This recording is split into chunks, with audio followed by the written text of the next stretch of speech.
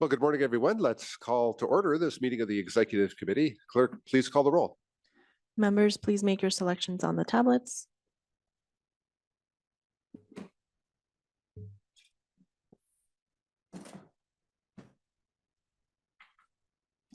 Chair, we have a quorum with 5 members present and 2 members absent. Thank you. Let's move to non-agenda public comment. This provides 2 minutes for anyone who would like to comment on something that is not on today's agenda, but is within the purview of the Executive Committee. Clerk, do we have any non-agenda public comment? We do. Carly Serrano, please make your way to the podium. Good morning, board members. My name is Carly Serrano. I work with Mid-City Can, a nonprofit organization that has worked to advocate for the Youth Opportunity Pass for more than a decade. I'm here to express the concerns of many parents and school officials about the burdens of the current verification process. This program has increased youth ridership and allowed youth to seek opportunities without the financial burden on them or their parents. Recently, accessibility to this program has become difficult due to the long verification process. As a school counselor put it seems like the students that most need the program have the most trouble getting it. On top of that, the burden of the verification process has fallen into the hands of schools, while they're already caught up helping students with their basic necessities. With the verification deadline coming up March 31st, we're concerned for the hundreds of students that will lose access to this program. This seems counterproductive to the effectiveness of YOP, since the program has already been paid for by SANDAG and students should be able to ride the bus for free. Thus, I urge you, members of the executive committee, to make verification an agenda item for the next board meeting and assess the effectiveness of the requirement and seek accommodation like a simpler verification process. Thank you. That concludes public comment, Chair. Thank you, Clerk. We will move to approval of the minutes of the February 6, 2025 Executive Committee meeting. Clerk, do we have any public comment on those minutes? We do not. All right, we have a motion to approve the minutes. All right, we have a motion from Director Fernandez. We have a second from Director Hall. Any discussion on those minutes? Seeing none, Clerk, please call the roll. Members, please make your selections on the tablets.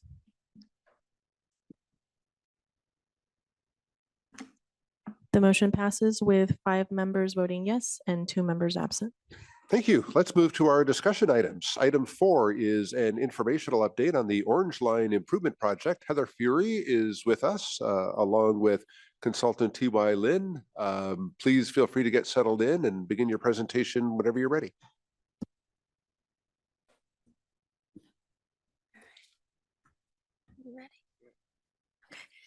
Good morning. My name is Heather Fury. I'm the Director of Capital Projects at MTS.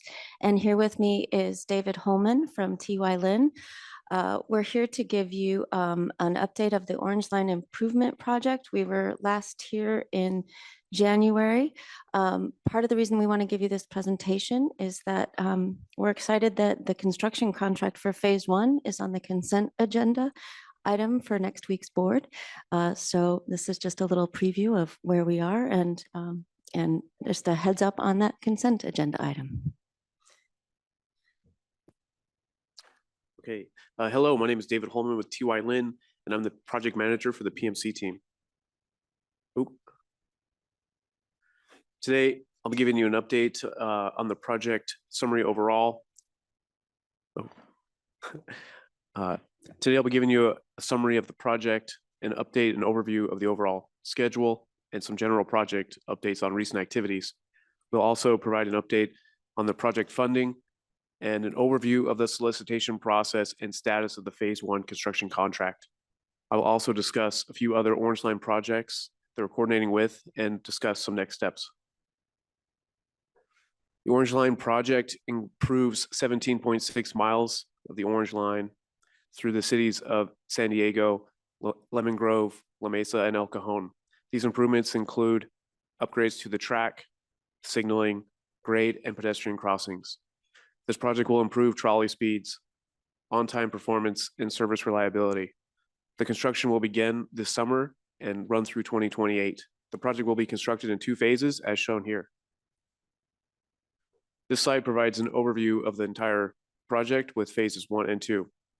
As you can see, phase 1, the design was completed last year, and we are currently working on MTS long lead procurement items and phase 1 pre-construction services. The phase one construction will start later this year and run through 2026 with closeout occurring in 2027. For phase two, you can see we are approaching the final design completion, and we are currently working on phase two long lead procurement and pre-construction services. The phase two construction will start next year in 2026 and run through 2028.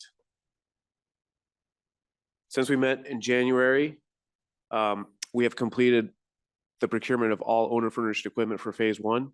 We've also received contractor bids and for phase one, which will be going to the board for approval next week. We are continuing right-of-way coordination as well. For phase two, we are continuing to procure owner furnished equipment and advancing the design along with right-of-way coordination. This table provides a summary of the owner furnished equipment for phase two. MTS has made great progress in procuring 4 of the 8 items for phase two, with 3 currently out to bid right now, which will be coming to the board for approval in the coming months. And we have 1 item that is still in design. For the real estate updates or right-of-way coordination, for phase one, we've identified 2 properties with encroachments, and we are currently coordinating with the property owners. For phase two, we've identified 4 locations with potential property encroachments, and these are currently in design. The project is funded through a combination of TIRCP grant funding, SB 125 funding, and MTS CIP local funds. This table provides and identifies these funding sources, as well as highlights future CIP funds needed for both phases. The estimated total budget for both phases is $151.2 million. These graphs provide a breakdown of that funding into each phase. On the left, we have phase one, which includes TIRCP funds, SB 125 funds, local funds, and future CIP funds for a total of $55.3 million. On the right, we have phase two, which includes TIRCP funding, local funds, and future CIP funds. You can see the overall project, both phases are largely funded through grant state programs. This graph provides the SB 125 funding allocation for phase one. So of the $26 million, we've identified 4 categories which are eligible for this funding. Those include signaling improvements, track improvements, construction management, and program management. You can see that signaling improvements make up nearly 60% of the SB 125 funding.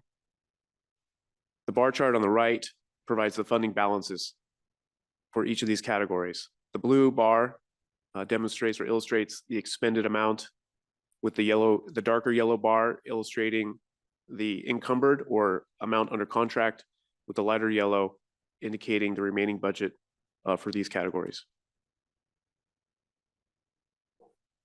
For the phase one cost summary, this chart or these charts provide the overall total cost for phase one. So in 2023, the estimate was prepared at the 30% design level, and while MTS was applying for SB 125 funding, the total cost was $43.4 million. Since then, the design has been complete to 100%. The materials have been procured for long lead items. The construction phasing with bus bridges has been identified and planned, and the construction bids have been received. So the updated estimate from 2025 includes a $12 million increase, which includes $3 million in contingency and additional bus bridges and $9 million in cost escalation. This $12 million is included in the fiscal year 2026 CIP budget request. As noted here, over 70% of the phase one costs are funded through state grant programs. And this chart continues on the phase one cost summary. It shows the costs for the project over time. So we are tracking the planned costs by the actual costs on a monthly basis. The light blue bars indicate the monthly costs planned through the life of the project. The darker orange bars indicate the actual monthly costs spent to date through January 2025. The black line running through the orange bars, if you will, indicates the actual cumulative costs to date, with the continuation as shown as a dashed blue line showing the continuation of the cumulative costs over time. We will be tracking these costs over time as part of our cost controls program. I'll now provide an overview of the solicitation process for the Phase 1 construction contract.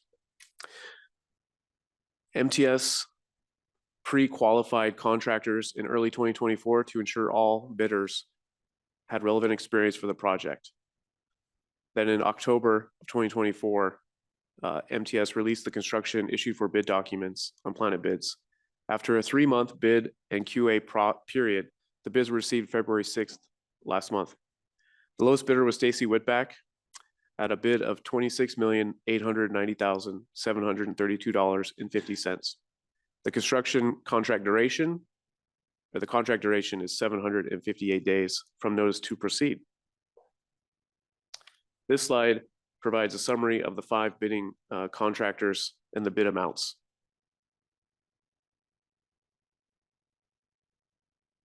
Next week, this contract will be included in the board's consent agenda for approval.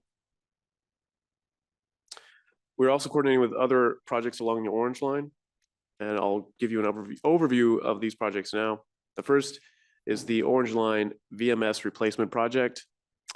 MTS is replacing the VMS signs at 21 Orange Line stations from Ardell Avenue to the courthouse station.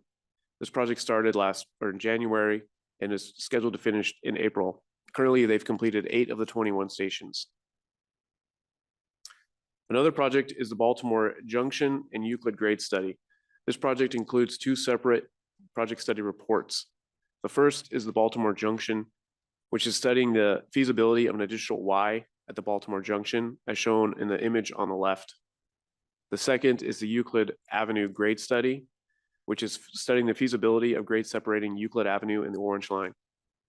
These studies began in October of 2024 and are scheduled to finish in August of this year. The team is currently collecting data, developing alternatives, and coordinating with stakeholders. And the last project is the SELT lighting project, where MTS is working to upgrade light fixtures at 7 Orange Line stations to increase safety and visibility for the transit riders. This project will start later this month and is scheduled to finish in May. As we move forward, the project is on schedule. And in the coming, actually next week, we'll be coming forward with on some consent agenda items, the Phase 1 construction contract, and we'll be beginning to onboard the Phase 1 contractor after these are authorized. We'll also be working to complete the Phase 2 design and continuing coordinating the Phase 2 early procurement of long lead items. We'll also continue coordinating right away for both phases and schedule refinements when the contractor comes on board. We'll also be developing a risk register and continue to develop and begin implementing the communications plan. Our next scheduled update to this executive committee is June 12th. Do you have any questions? Thank you. Clerk, do we have any public comment on this item? We do not. Okay, we will open committee member discussion on this item if there is any. Again, this is an informational item for today. It will be on our consent agenda for approval at next week's board meeting. We'll begin our conversation with Vice Chair Goebel. Thank you, Chair. Thank you for a great presentation. Let's go back to slide 11, if I could. So 2 years ago, this is good news. I'll just start that way. 2 years ago, it was 30% complete, and 2 years later, now it's 100% complete, and costs only went up $9 million, which is about 20%. 40 million, add 20%, 8 million, that's your nine. I have not seen a project that 2 years ago has only gone up 20%. That seems like really good news. Were there any sacrifices made, like, well, we only got 10 of these, not 20 of these, or things like that? We haven't. I will say it's 12 million, not just 9. So the total ad was 12 million, but I appreciate the compliments. 9 of it is comparing the cost as construction index that California publishes over that sort of 24-month period, and there has been a lot of escalation in the construction world. The we had some really great news. I think pre-purchasing a lot of the materials really helped us. Yes. And so we didn't make any cuts there. And then we had, I think our construction bidding process was great. The winning bidder was actually $1 million under our independent cost estimate. So we didn't have to make any cuts. That might be a good thing to let the board know next week, is that there were no cuts in design in order to really only see it. I just count 9 million here. The 3 million is contingency. You might need it, you might not. That's, everything's fair. But to say the cost of materials, the cost of labor, the design from 2 years ago, somebody is really guessing right or doing a great job or both. But that's really good news. And I think it would be good for the board to know we didn't have to sacrifice any features, if you know what I mean. Well, and I think also Heather's team does a good job, and they own or purchase the materials, which has a considerable cost savings to the agency. Absolutely. So well done. Thank you. Thank you, Vice Chair Goebel. Director Fernandez. Yeah, thank you for a very well done and informative presentation. You made 21 slides go pretty quickly. For my own curiosity here, when we looked at the bids, very glad to know that we're using public money in a wise way and going with the lowest one, but the highest one was nearly double. What are some factors that cause that wide variance in cost? Without asking the bidders directly, what I've kind of, I'm going to say, heard from the construction community is they made some estimates about the amount of time that they would have to work without trains operating. And one of the biggest drivers in that fluctuation was a very, very conservative estimate of 2 hours of work per night versus maybe a company that's worked with us a little bit more and understands that they can get some work done on half-an-hour headways a little bit before the full shutdown of the evening. So that's been what I've kind of gleaned from that, but it's a great question. Thank you, Director Fernandez. Director Dillard. Yes, thank you. And thank you for the presentation. I just have a question on, if you could go to, I think it was page 17, talking about VMS. Was that 17? Yeah.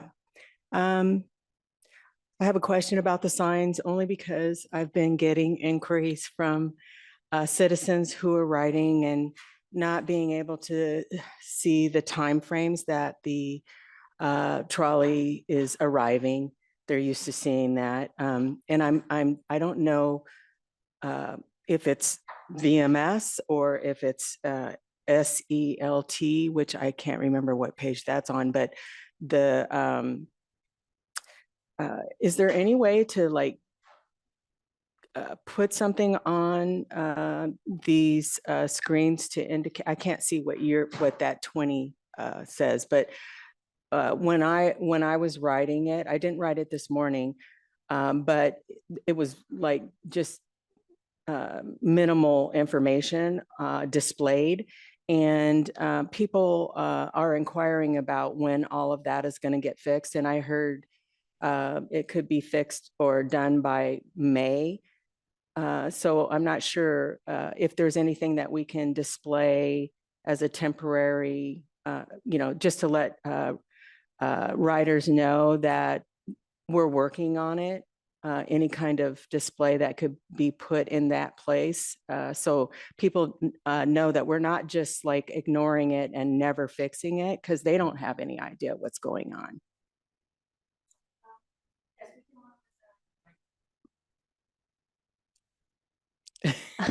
Is it still on? We can work with, we will work with our marketing and communications group to make sure we're getting the right messaging out. And we have had some glitches with the software publishing on the new signs. I think we're working through those glitches. And so I do hope that it will be resolved before May when we get the full installation done. But I appreciate that feedback. Yeah. Thank you so much. That was it. Thank you. Okay, thank you, Director Dillard. Seeing no further board comment, thank you very much for the presentation, and we'll look forward to this on next week's consent agenda. All right, item number 5 is the fiscal year 2026 capital improvement program, and we're going to invite Mike Thompson to present this item. Please feel free to get settled in and begin your presentation whenever you're ready. Good morning. My name is Mike Thompson. I'm the Deputy Chief Financial Officer, and I'm presenting to you the 2026 Capital Improvement Program, or like we like to call it, the CIP. I will talk first about how much money we have to spend. We have 2 different kinds of funding that we include in the Capital Improvement Program. We have our recurring revenue streams, which are formula funds that we receive every year. And then we have our non-recurring revenues, or one-time revenues, or also discretionary grant type things. So on the recurring revenue side, most of these revenue streams are shared between capital and operations, and we have a formula that we've been using on how we share those monies. We have our federal revenues, which are apportioned every year by the federal government, and it comes to us in a formula share through SANDAG. And with federal revenues, we don't get paid that money until we spend it. So we try to put as much of that money as possible in the operating budget because we can draw it faster and improves cash flow. We've always had a formula of, as we add federal dollars to the operating budget, we backfill that dollar with TDA, Transportation Development Act funding, to keep capital whole, to make sure we're adequately funding the capital program. So it's always been revenue sharing models for all these things. One change this year is, as we discussed at the board last month, we do have a lot of flexible funding in the capital improvement program as a result of these changes, and we are going to move some of it higher than normal to the operating budget. And it includes $25 million in 26. And this is the CIP you're going to approve, but also includes $35 million proposed for next year and $50 million proposed for the following year to that. So in general, our TDA is going to come down in this year's CIP. State transit assistance is a sales tax on diesel fuels. We try to keep the most of that in the operating budget because it is varies highly from year to year. We do include about $11 million in the operating budget, but the remainder amount will stay in the capital budget. Again, that is an annual program, so we receive it consistently. The last recurring revenue stream we have is the low carbon transit operation program. It's been around for about 5 years now, and it is funding towards zero emission buses primarily in that infrastructure. So we do receive that every year as well. On the non-recurring side, again, this is one-time funding sources. So mostly it's competitive grants like the TRCP we just heard about with the Orange Line Improvement Program.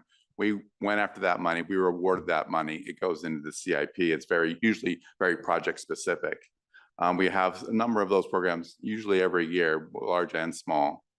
We also have some Senate Bill 125 money. Again, that was just a limited time program. So we include that as non-recurring funding in the CIP. And then we also have a number of carryover and smaller funding sources that we just lump in the other bucket. So for this current fiscal year, you can see we're expecting $116 million in federal funding in gross. 76 million of that will end up in the operating budget, and we'll have 39 million available for this year's CIP. We'll have our normal formula would have been about 53 million in total of TDA, but we're going to take 25 of that and put it in the operating budget. So we'll only have about 28 million in this year's CIP of TDA. We'll have 22 million of state transit assistance, a regular formula. We'll also have about 6 million of state transit assistance that is directly related to state of good repair. That is also a formula fund. And then about 9 million of LCTOP. And then that totals about 100 million of recurring revenue. And in this budget, we have about 60 million of non-recurring revenue, primarily in the form of TIRCP, 42 million, and then 17 million of those other sources that are listed on the right. So total to spend for this next year's CIP is $163 million. Before we get to the projects included, we want to talk quickly about the guiding principles of our CIP. And it's really driven by our Board Policy 65, which is our Transit Asset Management Program. And it states that MTS is committed to effectively manage its transit assets and maintain its system in a state of good repair to support safe, efficient, and reliable transit services across the organization. Now, MTS is also required to comply with applicable maintenance regulations of 3 organizations: the Federal Transit Administration, the Federal Railroad Administration, and the California Public Utilities Commission. So that is also built into the policy. And then the policy also states that we'll base our capital project prioritization and other asset managed decisions on the asset criticality, condition ratings, performance, available funding, safety considerations, and on the evaluation of alternatives that consider full life cycle benefit, costs, and risk.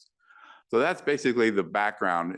We put a very strong emphasis on the static repair program. And you can see on the chart on the right, over a 20-year period, we have almost $3 billion in need just to upkeep our existing system. So that is usually the priority of the CIP every year.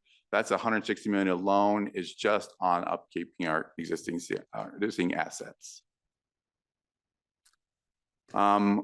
We start each development cycle in September in the fall, and we ask all departments to put their project list together. As part of that, each department also updates a 20-year forecast so we can look out farther to know what's coming. That's where the numbers I just gave you came from.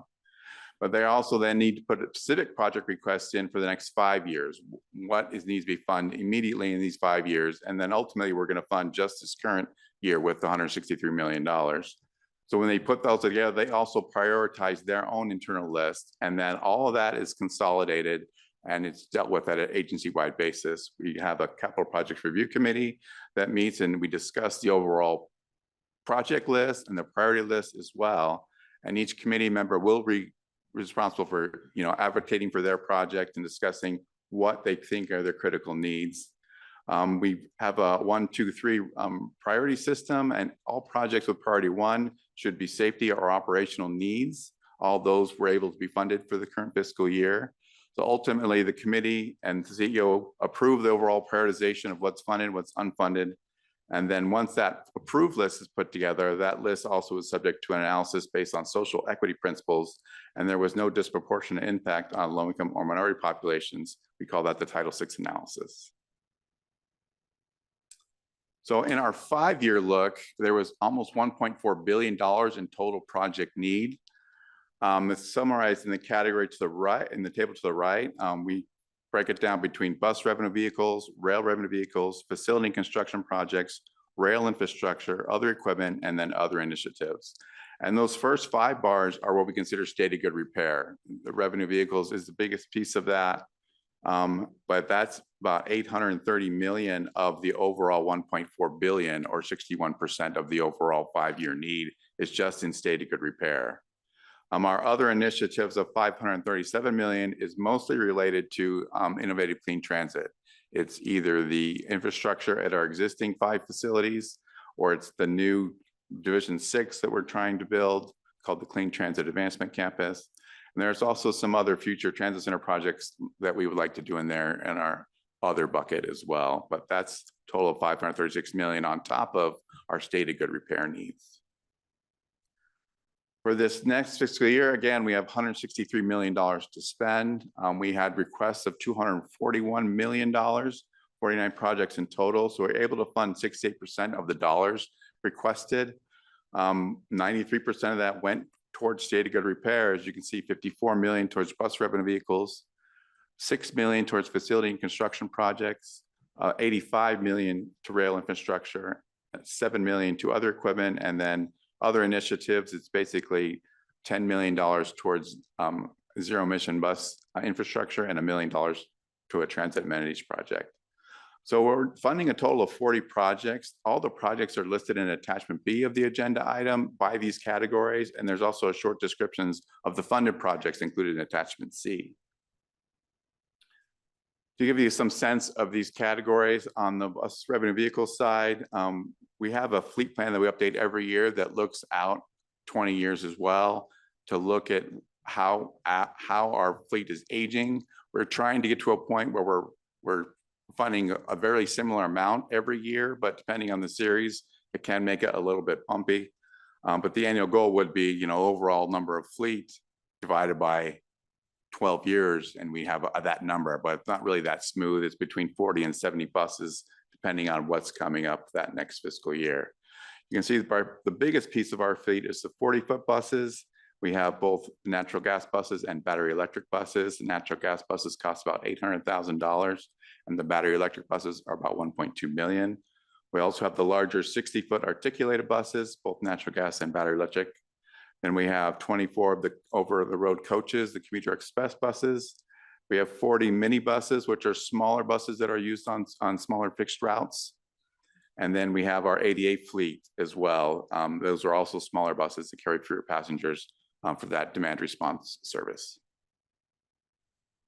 For this next fiscal year, again, we're funding 54 million on buses. We try to, even when we have a year with 40 or a year with 70, we try to fund a similar amount. So when we have to fund a year with 70, it's not a huge hit. So we sort of try to smooth the funding out over the 5-year period. This next year, we plan on purchasing 50 40-foot buses.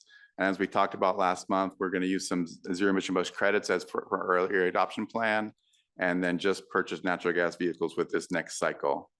So again, 54 million being funded, and this project, total 5-year need here is 316 million.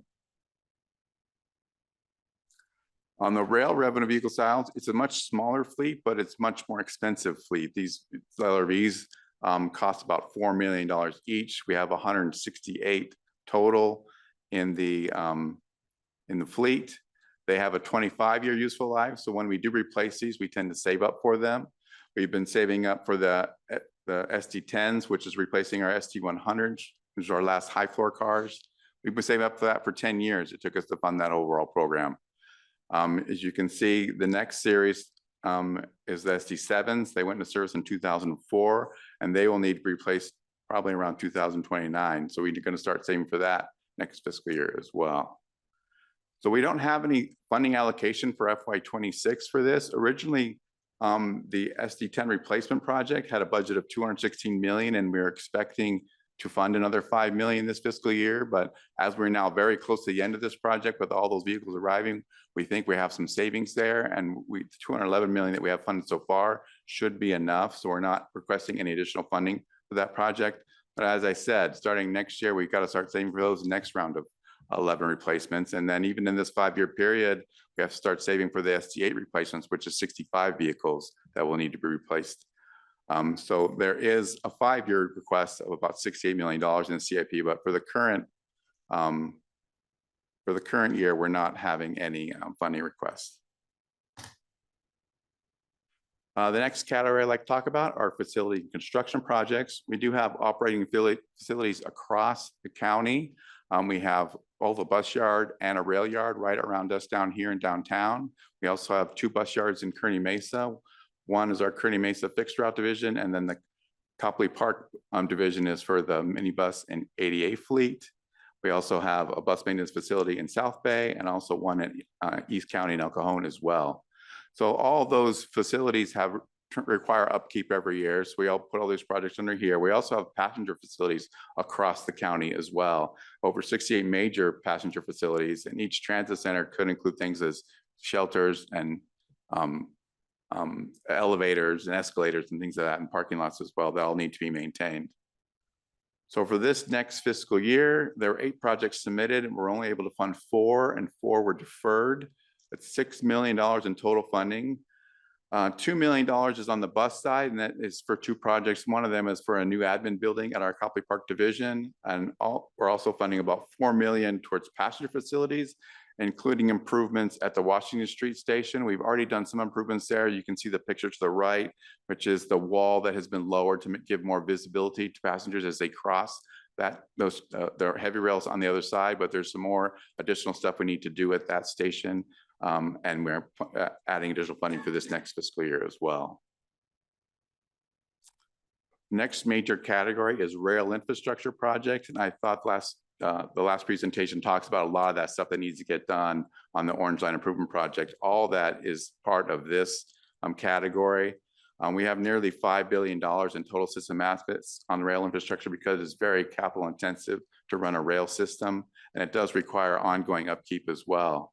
And we break these into 2 categories. One is track, which is anything that relates to the physical track on the guideway, the physical rail. So it's the rail and ties, it's all the special track work, and it's also the grade crossings as well that need to be rehabilitated from time to time.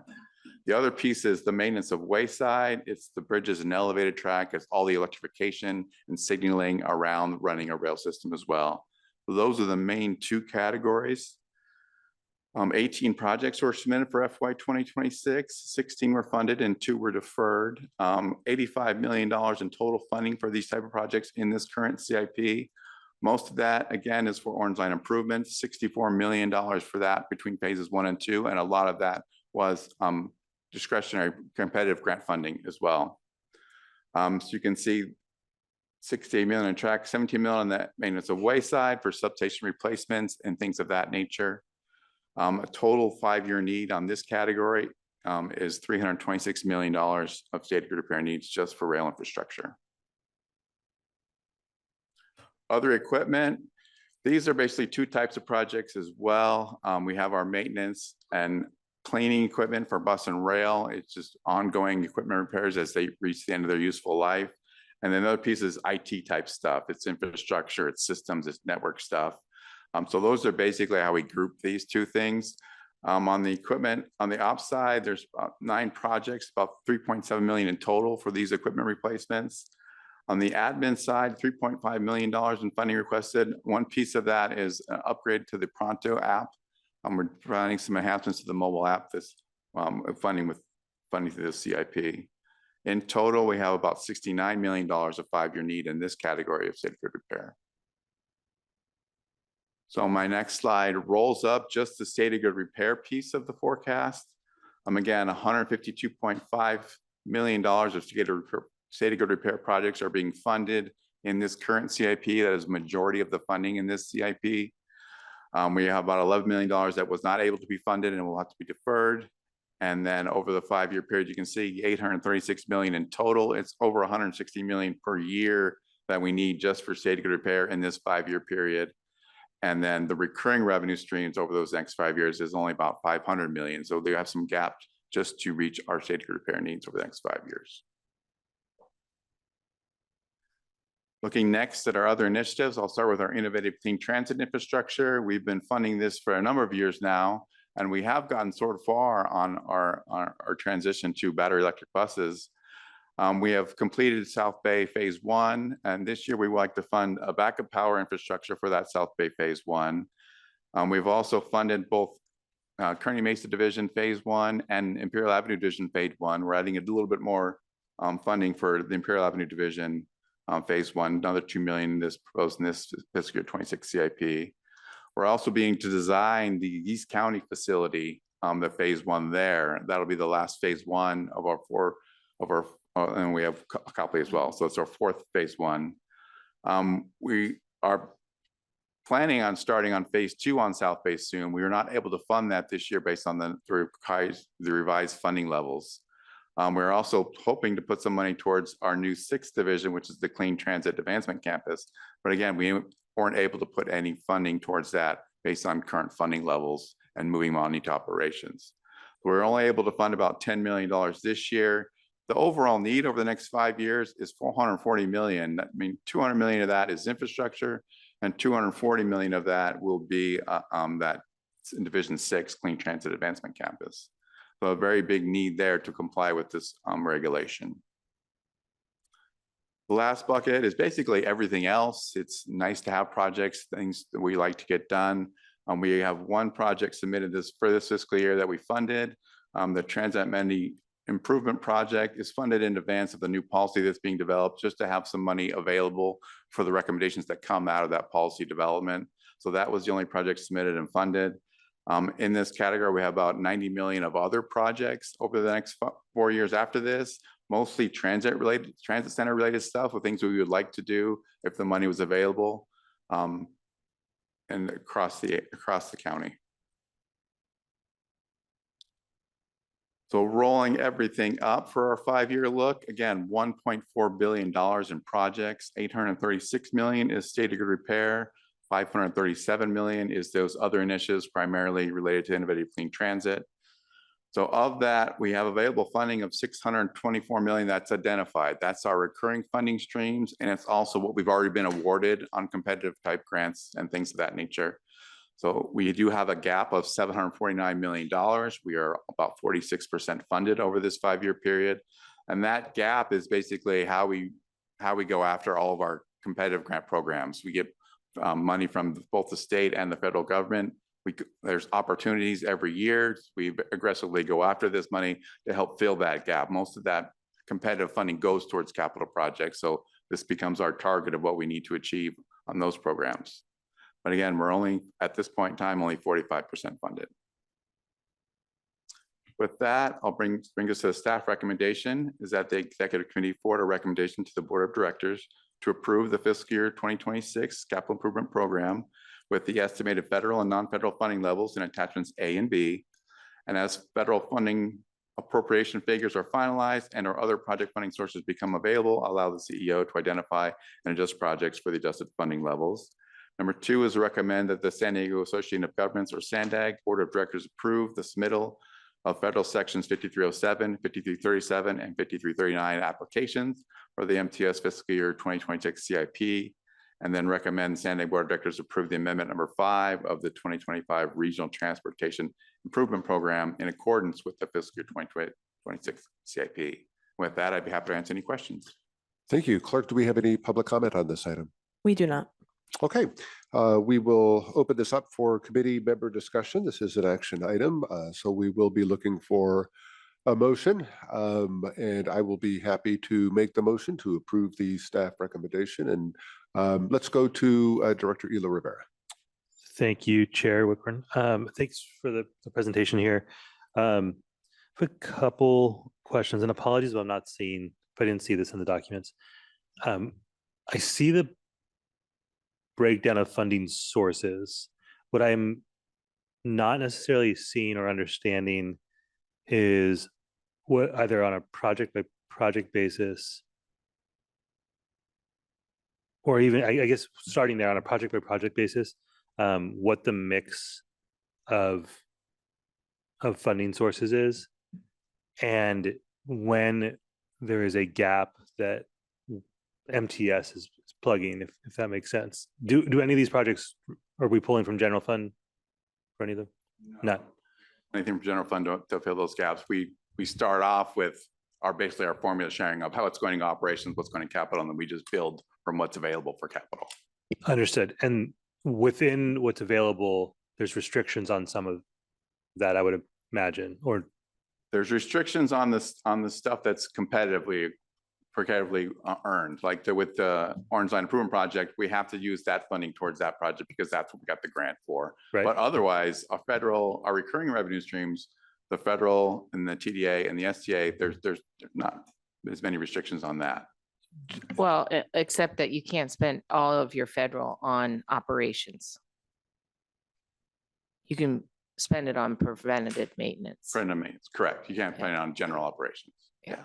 right. So not for right now, obviously. One thing that would be helpful is to know where we're making choices more than, it's one thing it's a choice to apply for a grant, obviously, and receive specific funding for a specific project, but that's different than that's a little bit different than we've got this pot of money. It needs to be used for capital projects, preventative maintenance, et cetera. And these are the projects that we're choosing. And so again, if I'm missing that and you all want to follow up afterward, helping me understand which of what's listed was kind of grant funded and there's specific money for that specific project, for that specific work, versus these are what we've decided to prioritize in a more with a little bit more choice behind it. That would be useful to me. I see what you're asking, because there are grants that are very specific. For instance, we just did the mural project down in Chula Vista. That would not be a grant we would go after because it was a need. It's not a state of good repair, but it's in line with what we determined from our SELT efforts. So yeah, I see what you're saying. Thanks. He'd like it broken out as to which ones we go after for competitive versus discretionary grants. And not just on the grant side, though, also of the non-grant funded, not specifically grant funded projects. That's knowing which ones aren't helps me understand that we've made a choice to include these projects versus other things that aren't in there. Right, the unfunded. Yeah. Okay. Okay, we can provide that. Thank you. And then as a follow-up to that, where did it go? Stadium stadium station platform. So that's, help me understand kind of as a kind of to pull that out. So that says rail ops stadium station platform on fiscal year 26 unfunded 2.5 million, correct?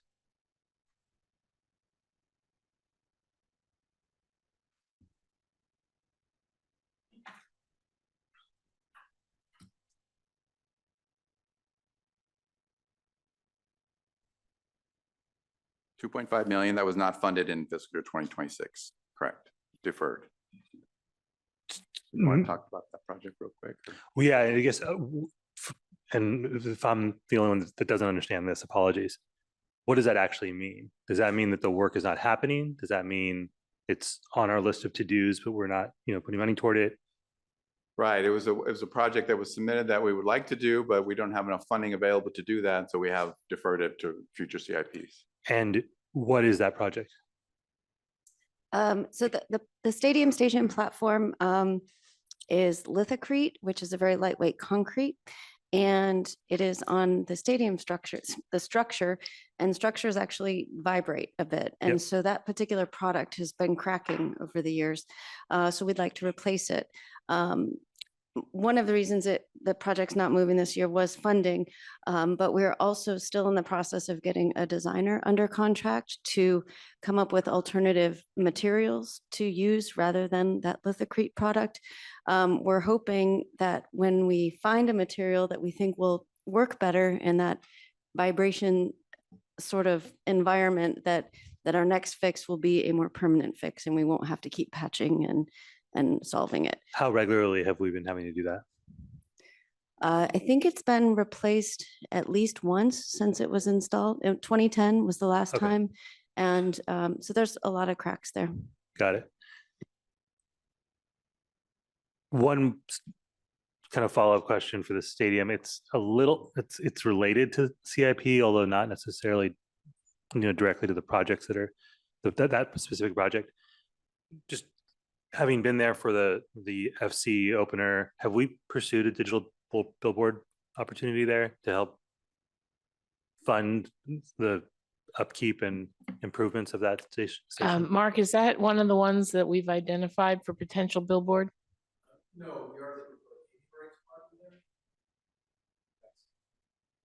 But not and is there a reason our concessionaire didn't feel that was an appropriate place? I think I probably have some legal issues that I need to look at of what our rights are in that property, if we even have the right to do a billboard there. Okay. It may not belong to us. Got it. Okay. That would be good to know. It just becoming a more and more high traffic area with multiple events each week. It would seem like a place that would be a good fit for something like that. This sounds like an important project to fund the work that's there. And if we can help offset that with some sort of advertising revenue. Again, I know it's not directly, in front of us, but did remind me that I was wondering about that when I was there this weekend.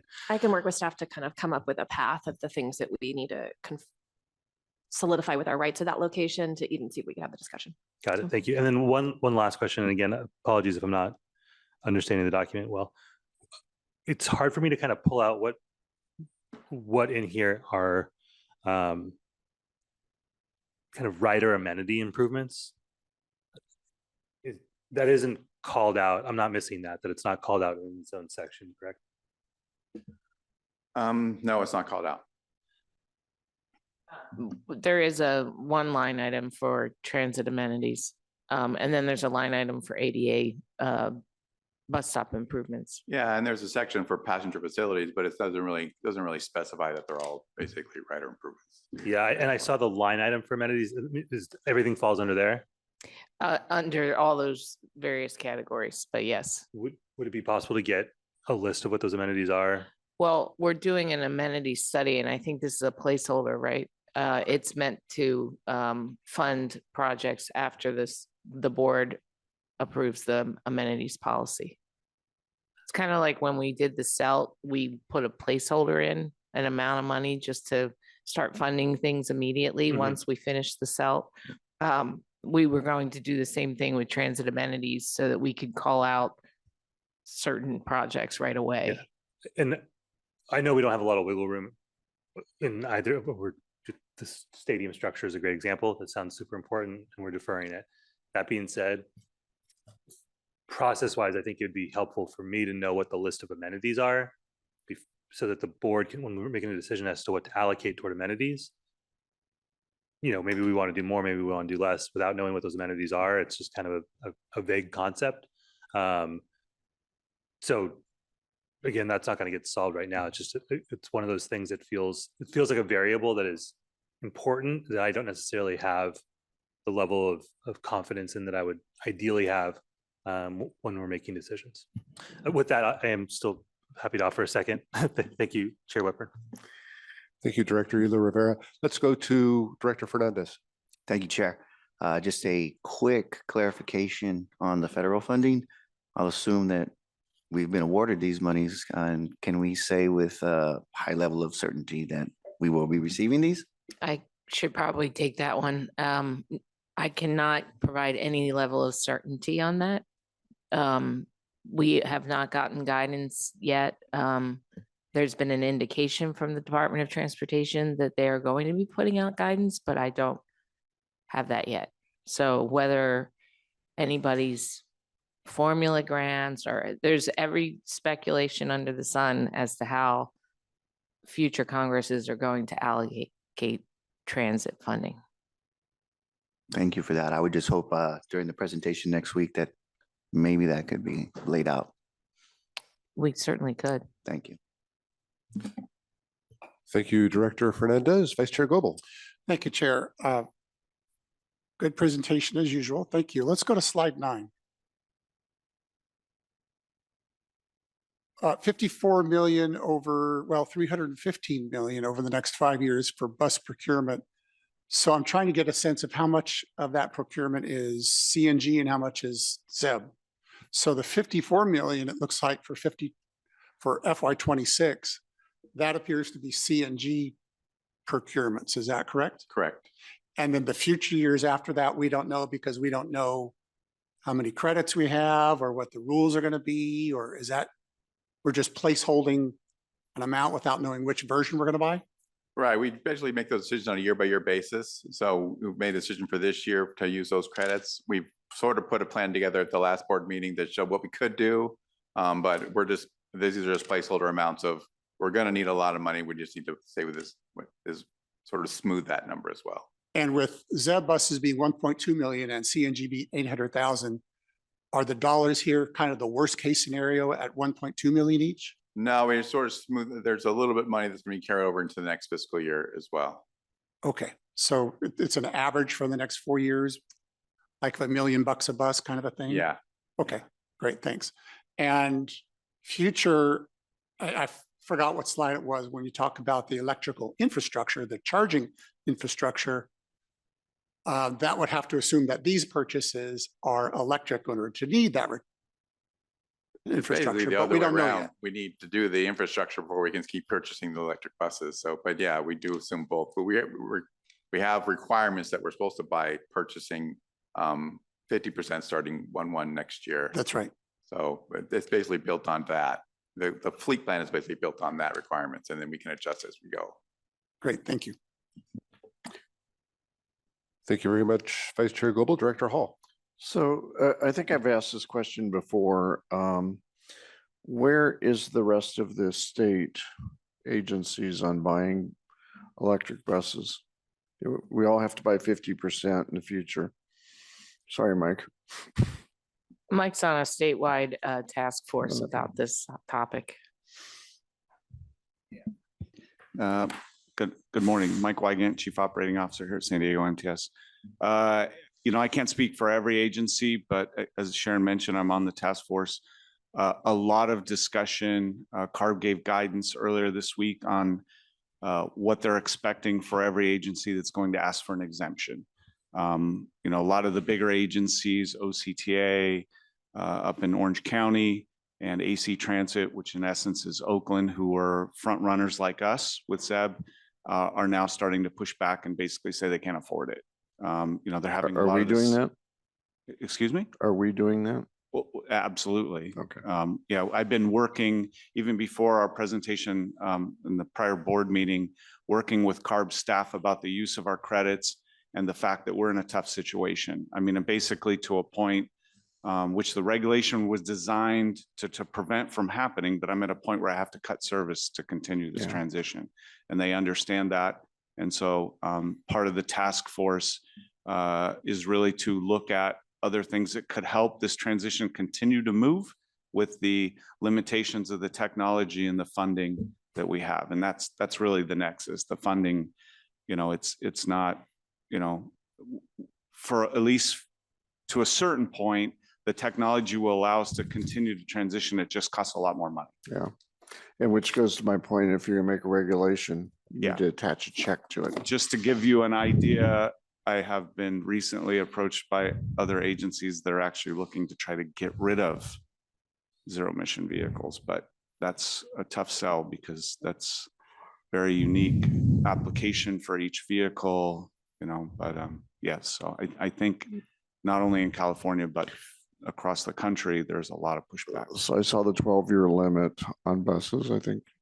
Do we follow that, or what happens if we went 14 or 15 years?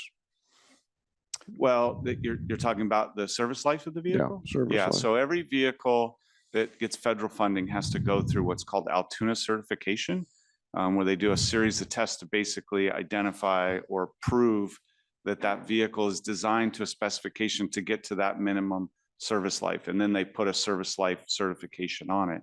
And all of our heavy duty vehicles are a 12-year 500,000. That's what they call that Altoona certification, meaning you cannot remove them from service before one of those two things are reached, whether it's 500,000 miles or 12 years of service. The zero emission vehicles that we have today, the 40s and the 60s, are certified to that. History shows you that if you run them past that life, you're obviously going to increase your operating costs. They're going to have more frequent failures. Some vehicles have an easier time getting to that minimum 1.2 million threshold. over or not? Excuse me? Was it 1.2 million over? I think that's what the bus cost. Oh, the life of the bus. So we have in the past here at MTS retained our buses past their useful life. Correct. And you will not only have an increase in operating costs to keep them maintained, but you'll have a degradation or a reduction in the quality of service. The reliability just starts, especially on a 60-foot bus. There's 30% more product on the bus. There's 30% more weight. They struggle to get to full 12 years, depending on what routes they're on. And how Is there a requirement still to replace the CNG tank if it's over a certain number of years? So years ago, the early generation CNGs only had 12-year tanks, which immediately created a problem. All CNG vehicles now are 20-year tanks. So that's not a prohibition until you get to 20 years. But trying to run with the duty cycle that we have here, running one of these buses to 20 years will have a huge effect. And again, my concern is I'm looking at the bottom line, and I don't want to cut service, but I could sure cut the buses. And if we need to make the buses last longer versus cutting service, I think that's the answer. And I'm just looking for answers to what's going to happen. I keep seeing 315 million or whatever it is, and we ain't got it. So that's what we need to look at. So I apologize. So thank you. Thank you, Director Hall. Vice Chair Goebel. Thank you. My quick question, we've had ZEBs for 3-4 years now or something like that? This 2019 was our first service date for our first series of ZEBs. Do we have any experience about the battery life? Is the battery life 12 years or do we have to have some cost for new batteries after X? Do we have any experience yet on how long these batteries last? That's a great question. For our vehicles in our application, we're seeing I will call it a minute degradation of the range. In other words, the capacity within the battery.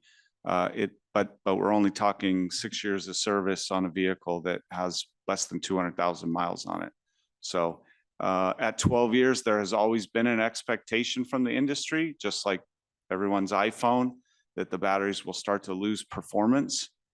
So at that point, we would have to consider either replacing them or moving them to routes that need less range. So far, so good is what I'm hearing. Correct. What's the warranty period on these? It depends. There's different parts of the propulsion system under different aspects, but in general, the batteries have a 5-year warranty. 5 years. There's some variation, but in general, 5 years is a good Okay, number. good information. Thank you. Thank you, Vice Chair Goebel. Good questions. Before we vote, I just had a couple of questions to follow up on the line of questioning from Director Elo Rivera. Could someone remind me when we are going to get the results or recommendations from the transit amenities study?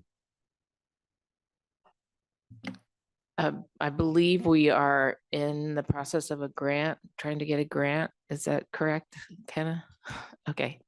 And so and then we feel that it would kick off when? Fall of 2025. Okay. And it's not really considered a long study. It wouldn't be something that would take a year to complete. So it should be coming back to the board. And then certainly, obviously we would want the board would choose the consultant who helped us with that. Okay. And then I have appreciated the digital advertising that Mr. Olson has brought forward. I think it's been effective and useful. So I appreciate Ms. Landers taking a look at what the possibilities are over at the stadium. All right, we have a motion and a second. Clerk, please call the roll. Members, please make your selections on the tablets.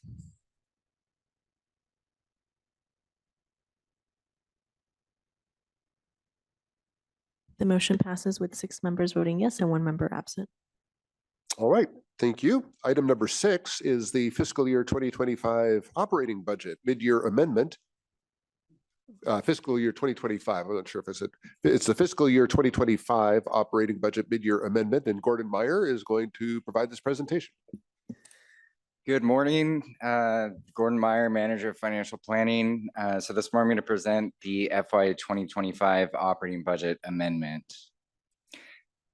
So just getting right into the numbers, we'll first look at operating revenues, and the primary source of our operating revenue is passenger revenue. And passenger revenue is really a function of ridership and our average fare. So we'll talk about both those things.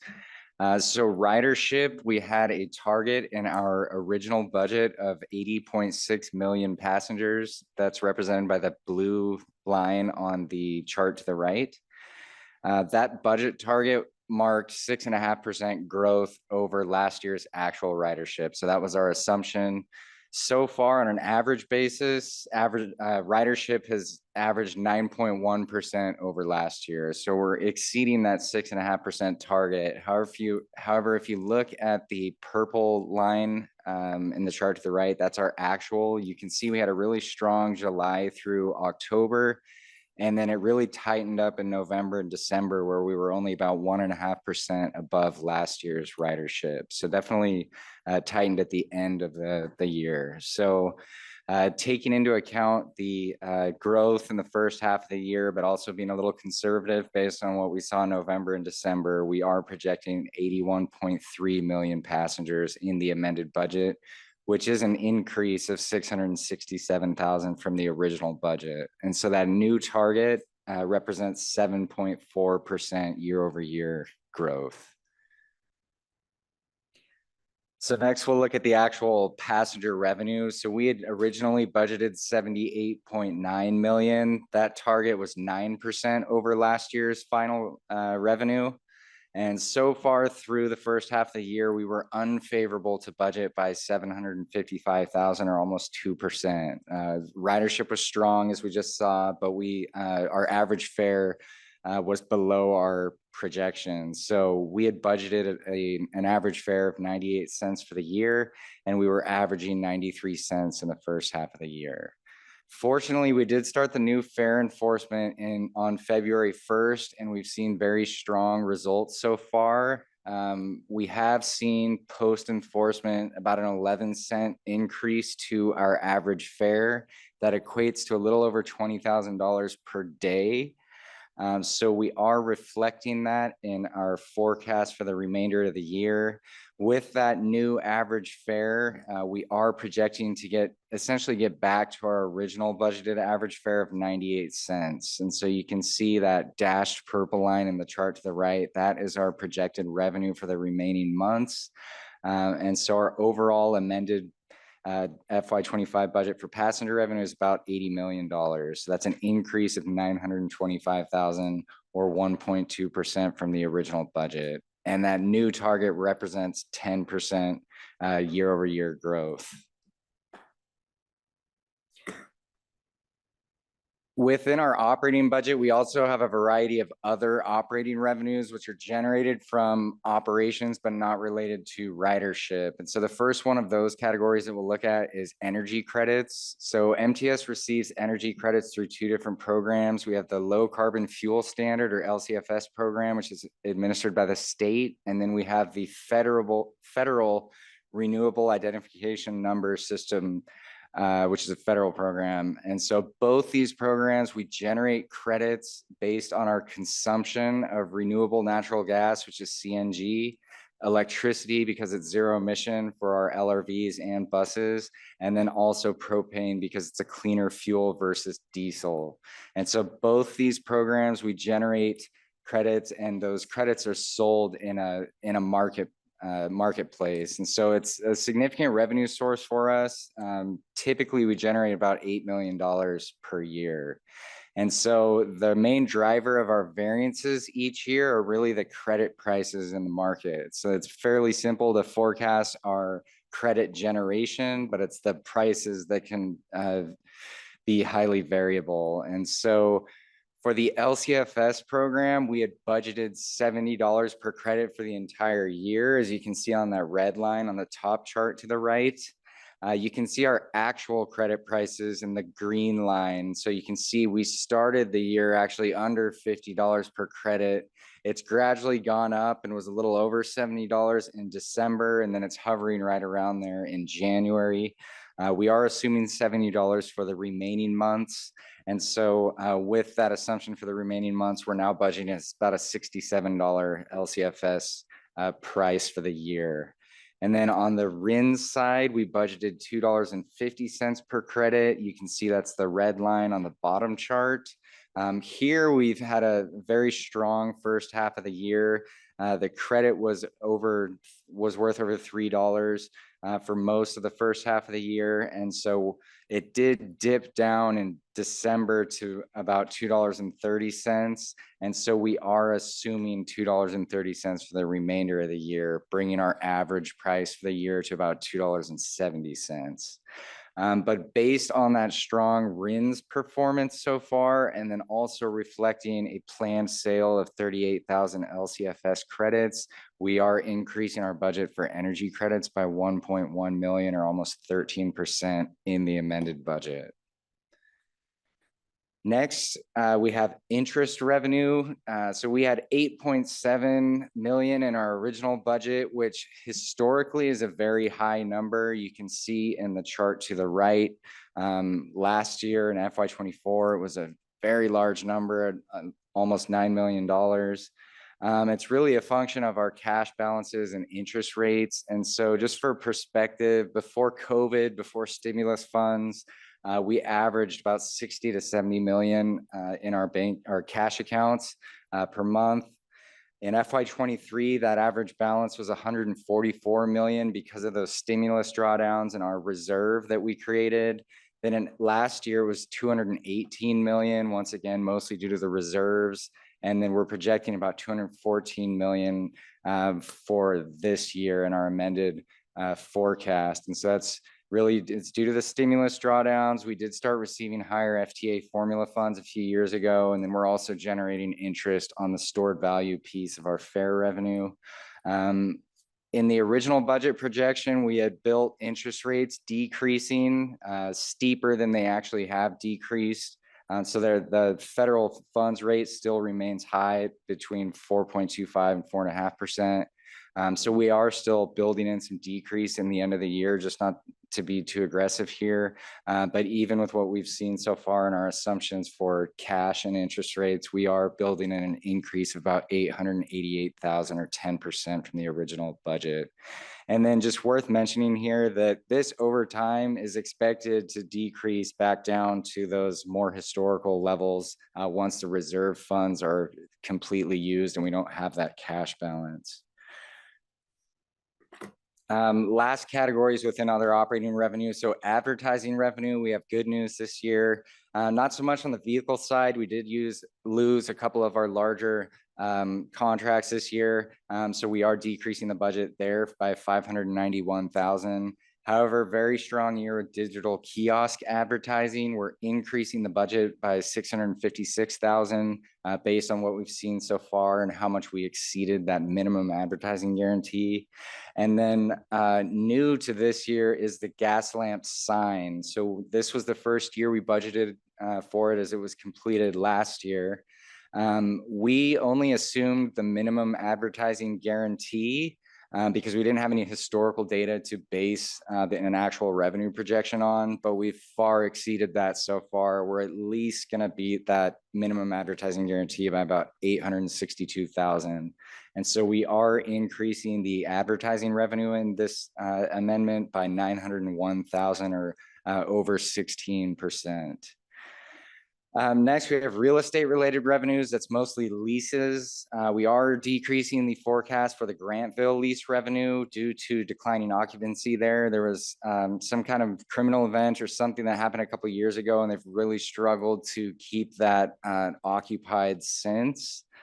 And then also we purchased a couple parcels last year related to the Clean Transit Advancement Campus. And so those lessees are not renewing over time just because they know ultimately those properties are going to be turned into a new transit facility. And so we're bringing down, reflecting the non-renewals of some of those leases as well.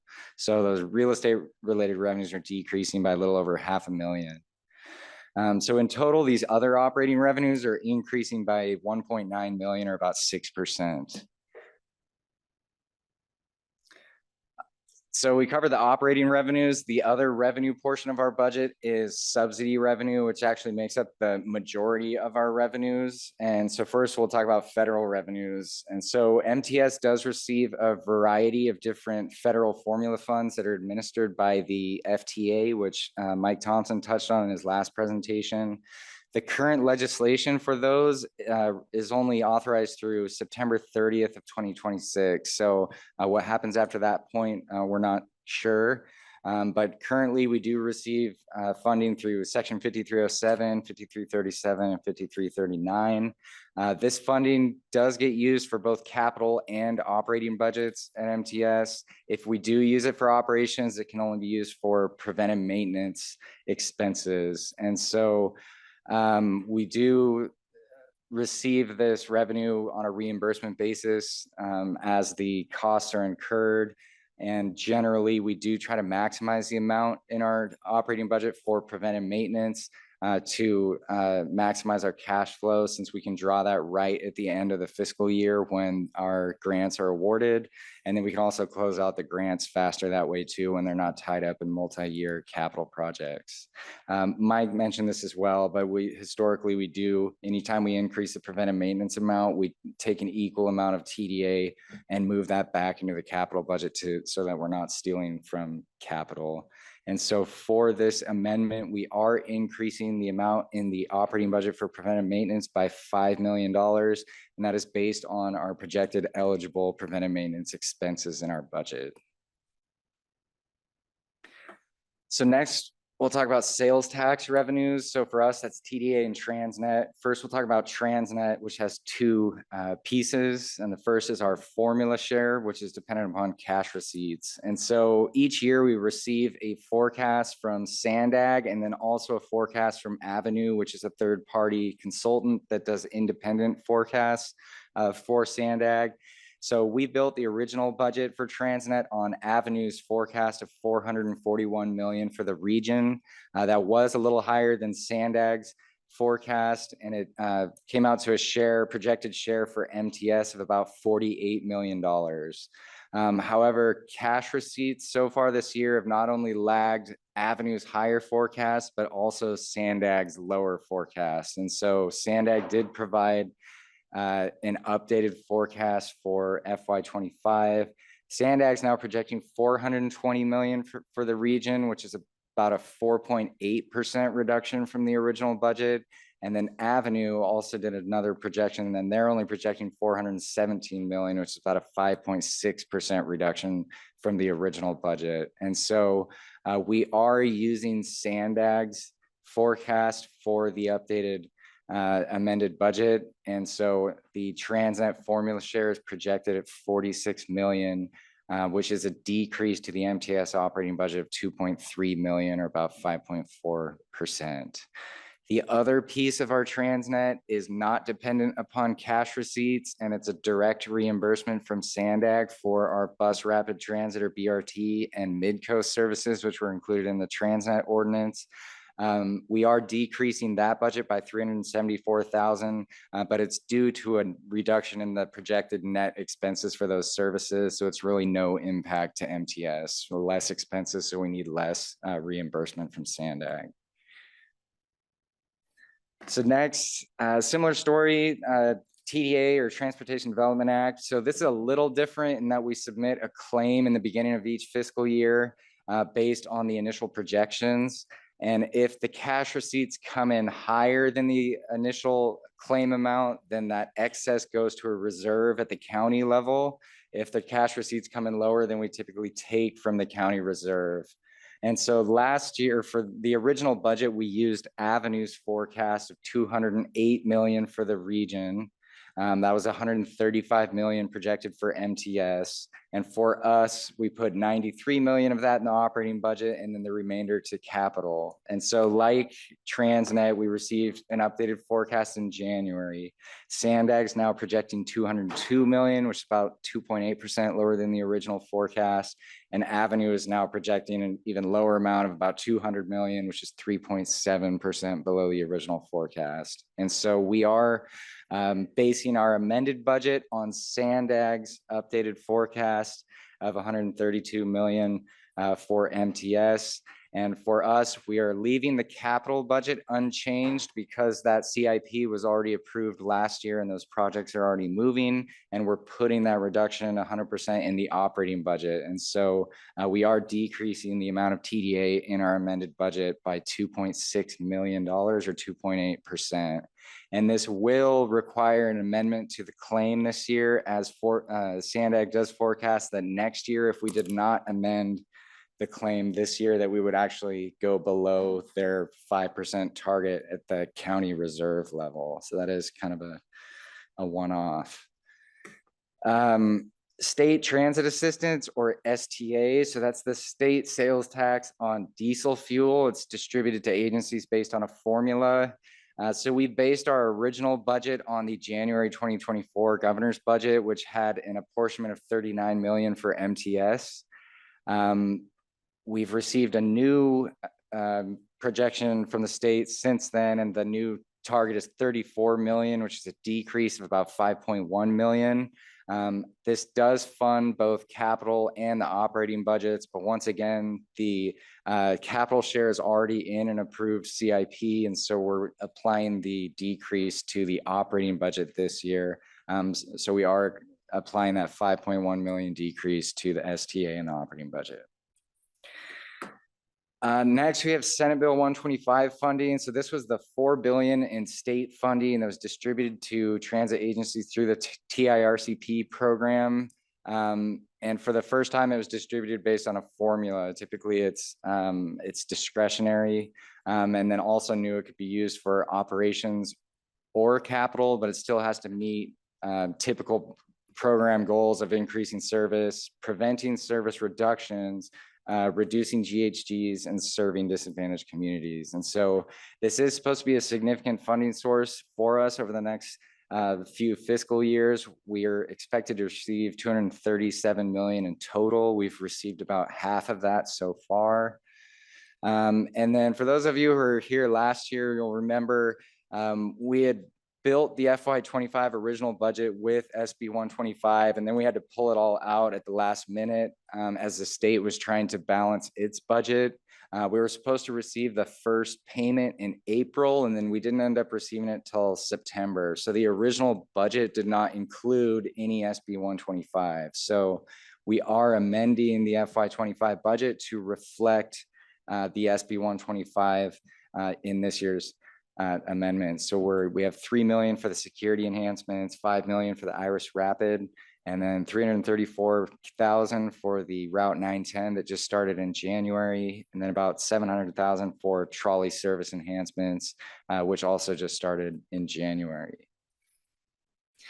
So here you can see our revenues summarized. So operating revenues are increasing 2.8 million, and then subsidy is increasing 3.7 million, mainly because we're receiving the SB 125, but it's kind of masking the decrease in sales tax revenues.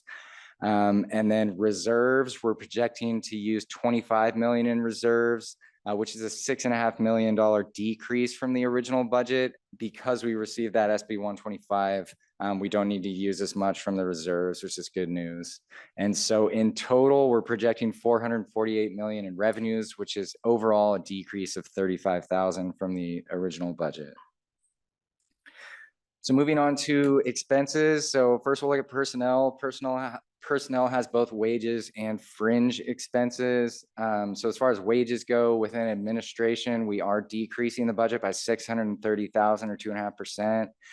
Main driver here is the security hiring. So last year we approved 47 new security positions. 34 of those were code compliance inspectors or CCIs. That additional 34 brought us to a total authorized head count of 95.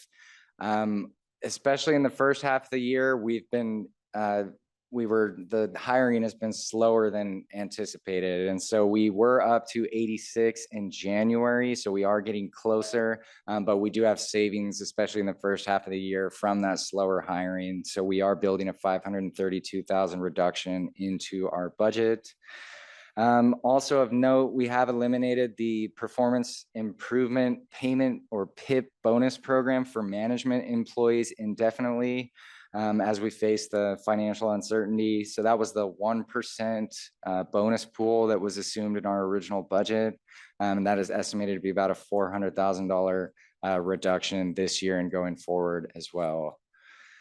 On the bus operations side, wages are increasing by 1.8 million or 3.5%. This reflects the new collective bargaining agreements with both the ATU and the IBEW that just became effective on January 1st.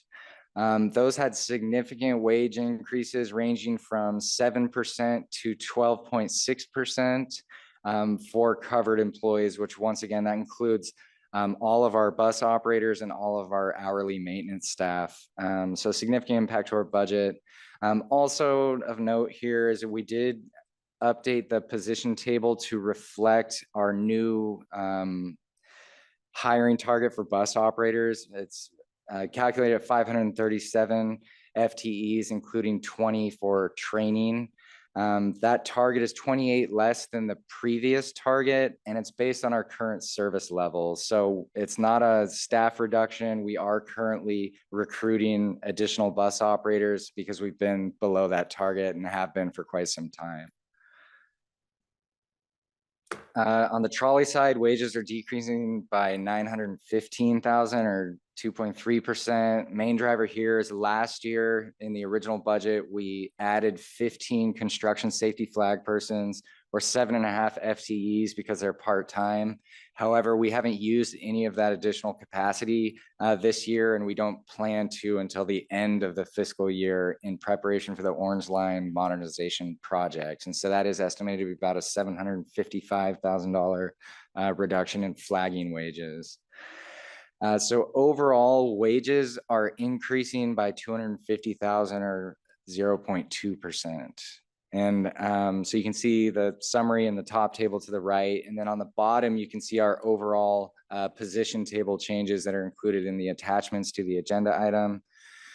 So we did hire, or we had 2 new finance positions that were approved by the board earlier this fiscal year. So we're reflecting that. And then we are reflecting the revised target for bus operators, which is a reduction of 28. So overall, we are projecting a decrease in our approved headcount of 26 FTEs.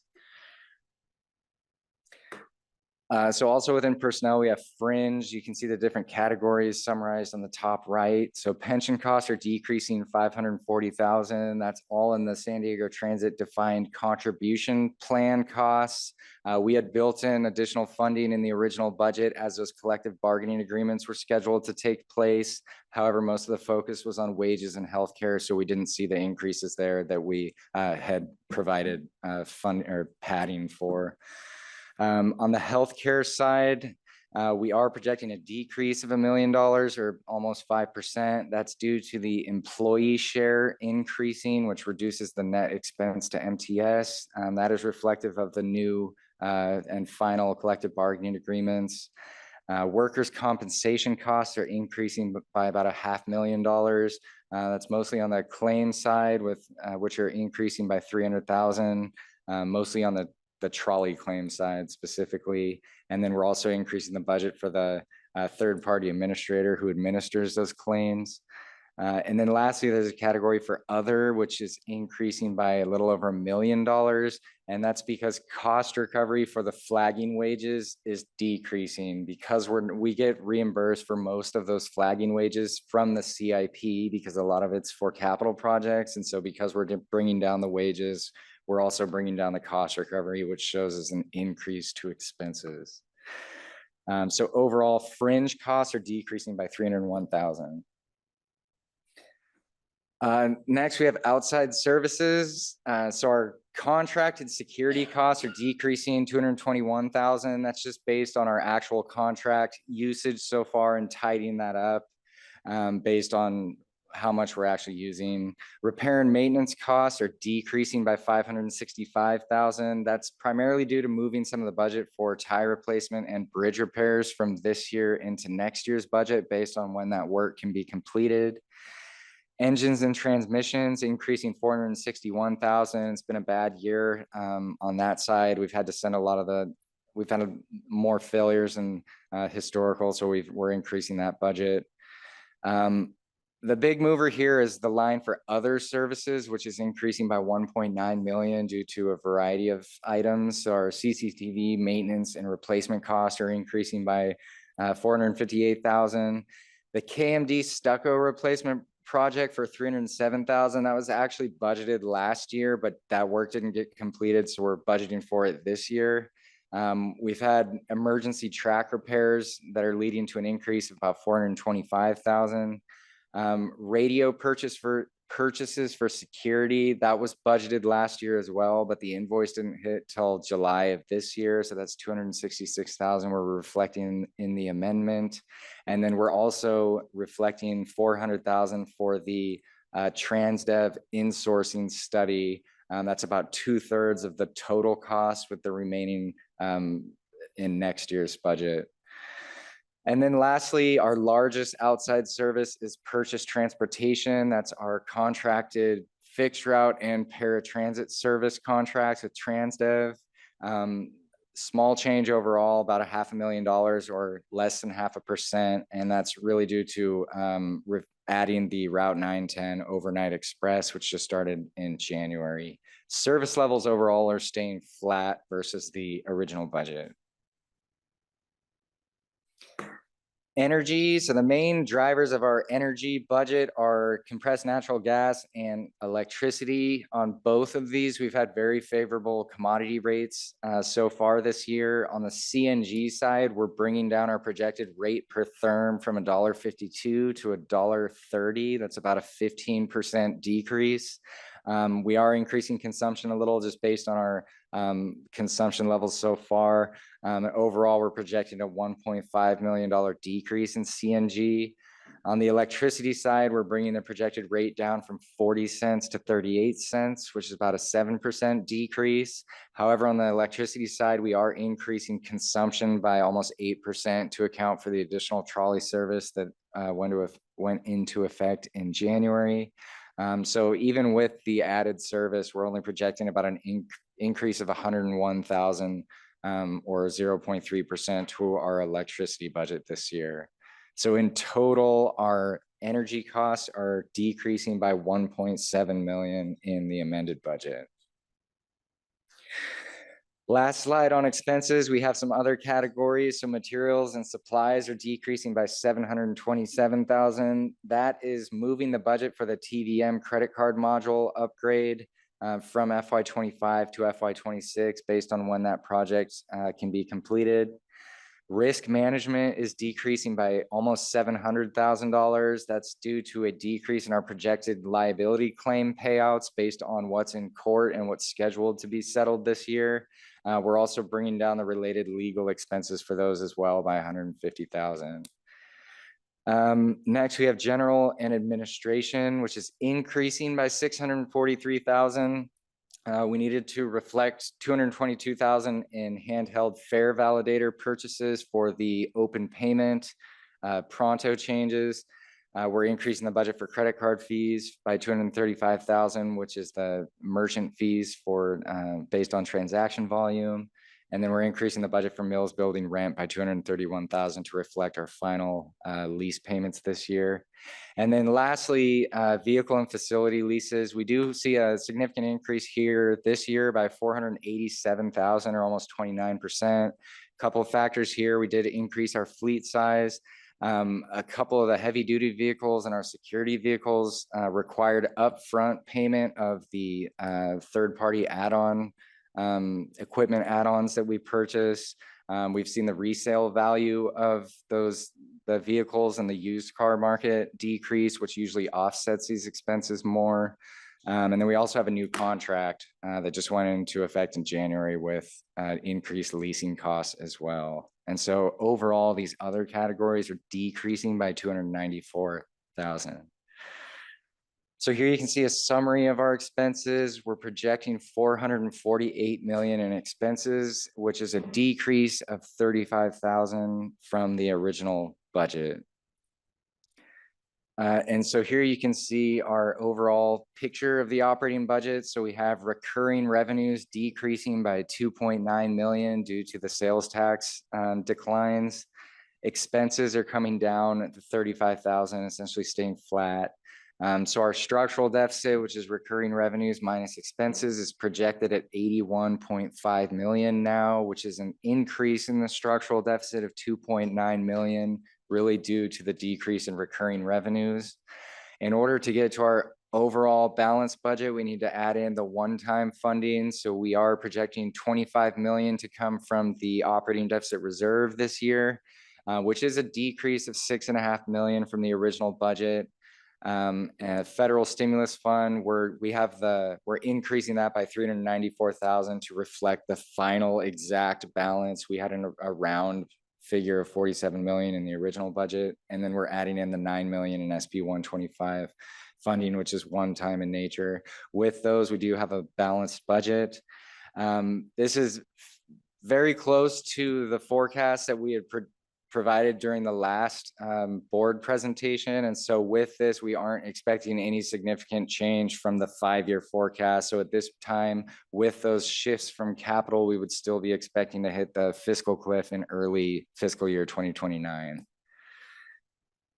And last slide, this is kind of just a brief slide on the budget development calendar. So we have today's meeting. We'll bring the same presentation to the board next week for approval of the mid-year amendment and the CIP. Then we'll come back to the executive committee on April 10th to do a first look at FY26.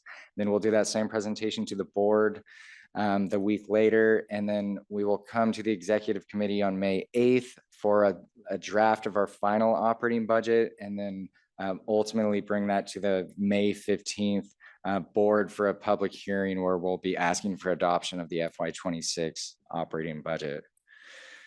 And so that brings me to the staff recommendation that the San Diego Metropolitan Transit System Executive Committee forward a recommendation to the MTS Board of Directors to enact resolution number 25-1 amendment attachment B, amending the FY25 operating budget for MTS, San Diego Transit Corporation, San Diego Trolley, MTS Contract Services, and the Coronado Ferry. And with that, be happy to answer any questions.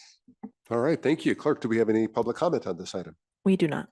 Okay, with that, then we will turn it over to the board for discussion, and we'll begin with Vice Chair Goebel.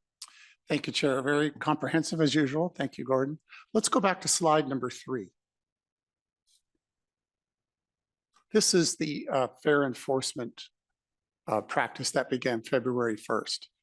So I think on the first page of the staff report, it said you estimated 11 cents increase per passenger related to the fair enforcement. And I know it's only been a couple of months. So here's my question. There's a distinction between having the funds loaded on Pronto and just being required to use it versus you don't have funds at all and you had to go buy it. Do we know how much are in each group? That might be a question for Tim. Yeah. As you do fair enforcement, are you coming across people who have the funds and they're just required to use it? Because I think at one time we had something like $8 million in loaded funds. So I don't think we have enough data to be super specific, but what Mike has been noticing is that more people have been paying. So some of these numbers are, as soon as the February 1st deadline went into effect, we were seeing a lot more fair revenue just being come in. So stored value being deducted. The first, it's gone a little bit down, but the first week it was about an extra $25,000 a day. And it's gone a little bit down. I think we're now around $20,000 a day of extra revenue that we're seeing. So that's because we're enforcing, more people are tapping before they board, and we're getting that. The people participating in the diversion program having to pay the penalty, we just tried to run the numbers. We're at 6%, but what you have to realize is they have 120 days to participate, So for the tickets that were issued in the first 2 weeks, about 6% of those have already paid their fine or requested their one-time waiver or done an appeal. While we certainly would like to collect the revenue and have that go into the bucket of revenue from the ticket, the goal of enforcement was not to have that be a revenue maker on its own. It was just to encourage people to actually pay before they rode. So what I'm hearing from you is people have the money stored, they just haven't been tapping. And that is a different dynamic than I just don't have enough money to even afford the fare. Yeah, I mean, it could be that. It's also, we have there was a surge in people buying one-way paper tickets for the trolley. So we do see that.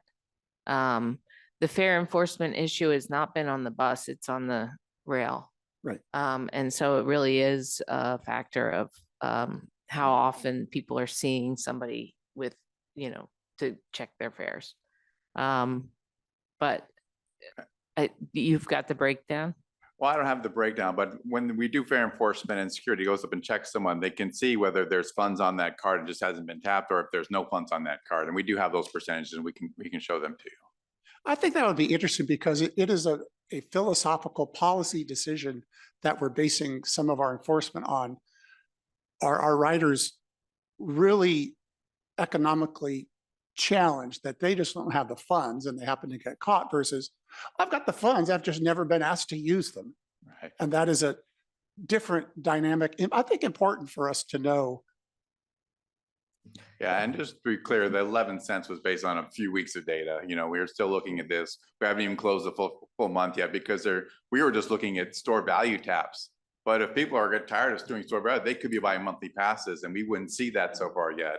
Until we get a full month or two, we're not going to really know the full impact of that. Yeah, Okay. we certainly intend to bring something back to the board.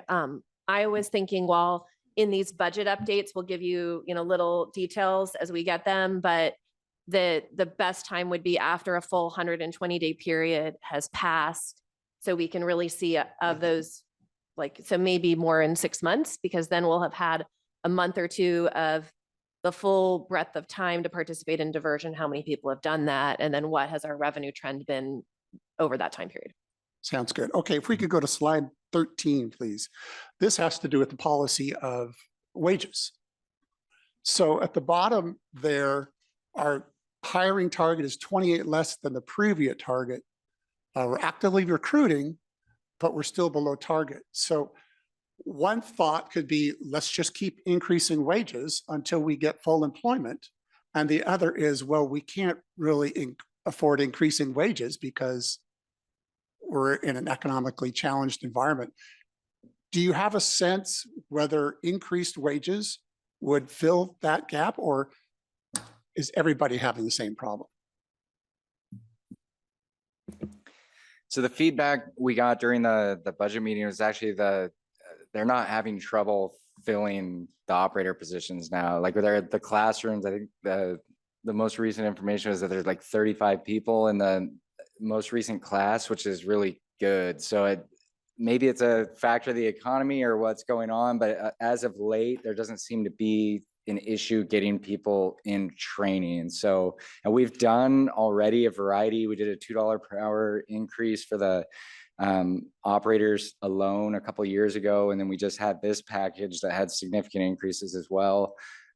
So I'd be hesitant to say that we need to throw more money at it, but especially with the reports we're getting from the driver classes. Okay, that's good to know as we look long range on wages, whether we're still below market or we're kind of there and we don't need to go any further. Slide 16, this is just kind of a shift in money kind of a thing. On the ones on the left-hand side under other services, is there a reason why these were expensed and not part of a capital program? That would save $1 million in operating budget over to the CIP, but there's probably some threshold at which these are expenses not capitalized. Is that what I'm seeing here? Yeah, so it's actually gonna change in the last couple of years. We used to run a lot is through the capital budget, but from an accounting perspective, if it's not resulting in a new asset and it's considered more of a repair, then we've started funding it in the operating budget. So yeah, like some of these, the maintenance and replacement for CCTV, and that's all, it's replacing individual cameras, not the whole system at a time. So it's a large expense that used to be funded in the capital budget, but it should be an operating expense. And so we've shifted a lot of those away and into the operating budget over the last Sounds good. years. Thank you, Chair. Thank you, Vice Chair Goebel. All right. Okay. All right. Sounds good. I want to just note that the expense projection was right on the money,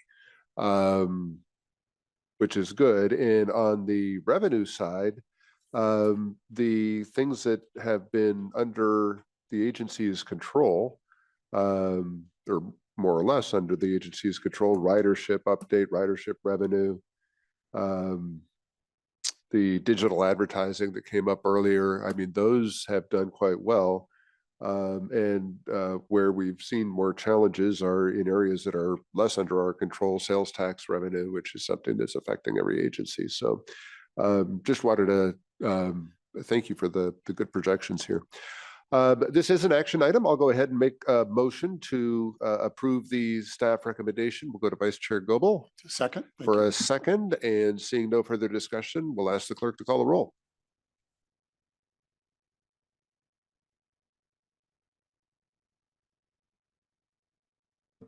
Members, please make your selections on the tablets.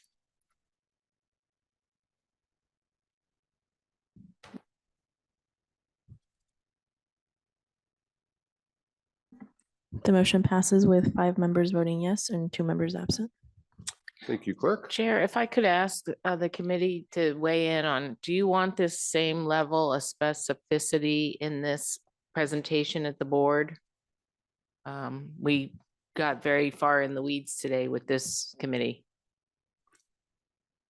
We've got a packed agenda next week. I like this, when you go through everything and you get to a summary slide, the summary slide's good enough, I think, for the board. The summary slide of expenses, the summary slide of revenues without going into each line for a slide. It's my suggestion. Okay, we can look at how we could pare it down, and we can have slides hidden that we could then pull up if there's questions that are more specific. Yeah, I thank you for the question. I would agree with that. We can, I mean, that's the purpose of the committee, is to get into the weeds, which we have done, and that is good. And we can want to present the information next week, but I don't think it has to be to quite the same degree of specificity. So thank you. And obviously, if there's questions, we'll take those.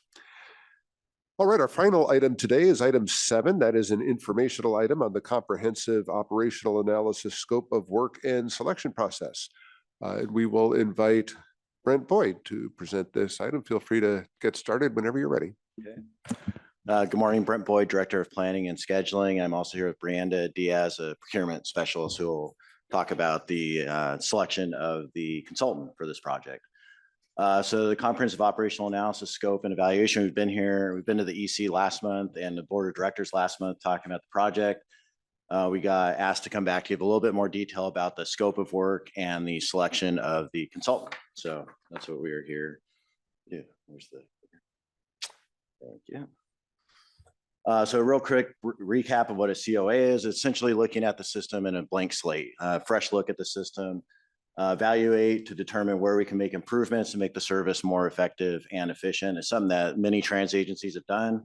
We've done it a couple times over the last several years, and we thought it was a good time to take a fresh look at it. Start again.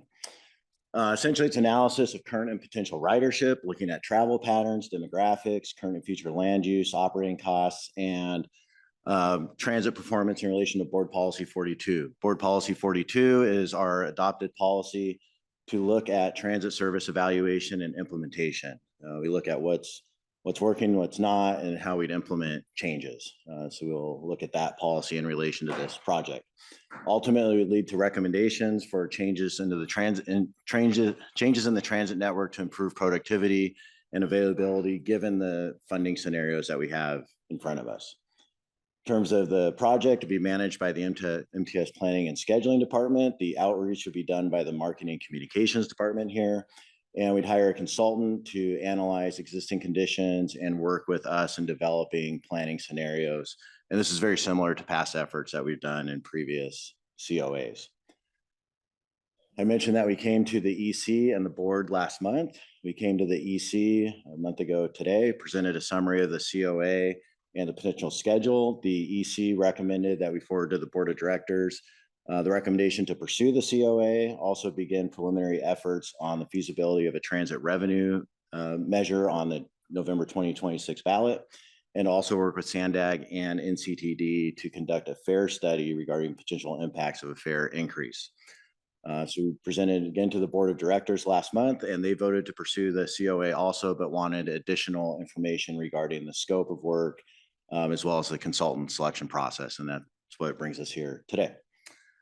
So the scope of work, we're divided into 5 tasks, and you see them here. The first 3 are really analyzing existing conditions and how we are doing so far in transit provision. Task 1, data collection and review of existing conditions. Task 2, system and service evaluation. Task 3 would be to evaluate the recommendations of the efforts that came out of the Elevate 2020 project. And then tasks 4 and 5 would be develop scenarios for available funding limits that we have. And I'll get into the details for each of those tasks right now. So task 1 is simply data collection and review of existing conditions. So we collect and review data, reports, documents, basically everything that's out there. We'll look at the regional plan, MTS budgets, demographic data, surveys, ridership data, operating statistics, and any other data that is available. I will mention the full RFP is available as an attachment, and there's even more detail in the RFP than we're discussing here. Ultimately, we divide the MTS jurisdiction into sub-regional areas based on common travel characteristics. and identify travel markets within each of those sub-regional areas with the greatest potential for capturing transit ridership. So we have school trips, commute trips, tourists, seniors, and so on. We'd assess existing and future transit demand and travel patterns for each of those markets and each of the subregions based on factors listed in the RFP, and that's like population density, employment density, trip generators, and so on. We'd identify and evaluate opportunities and challenges facing transit service provision in the region over the next few years. Again, we have a number of items listed in the RFP, but that would be future traffic congestion, land use changes, changes in federal and state policy, anything of that sort that would affect transit long-term, or at least over the next 5 years or so. Then task 2 will be taking all that information and evaluating how our transit system is serving the region today. We'd see how it's addressing the travel markets that were identified in task 1. We'd analyze our schedules, routes, stops, transfer requirements, identify service gaps and efficiencies, where we have excess service, and we'd also identify if we are serving the disadvantaged areas that are identified in federal and state defined disadvantaged areas, how well we're serving those. We'd evaluate the existing services and schedules based on the guidelines of MTS Policy 42, which I referred to earlier.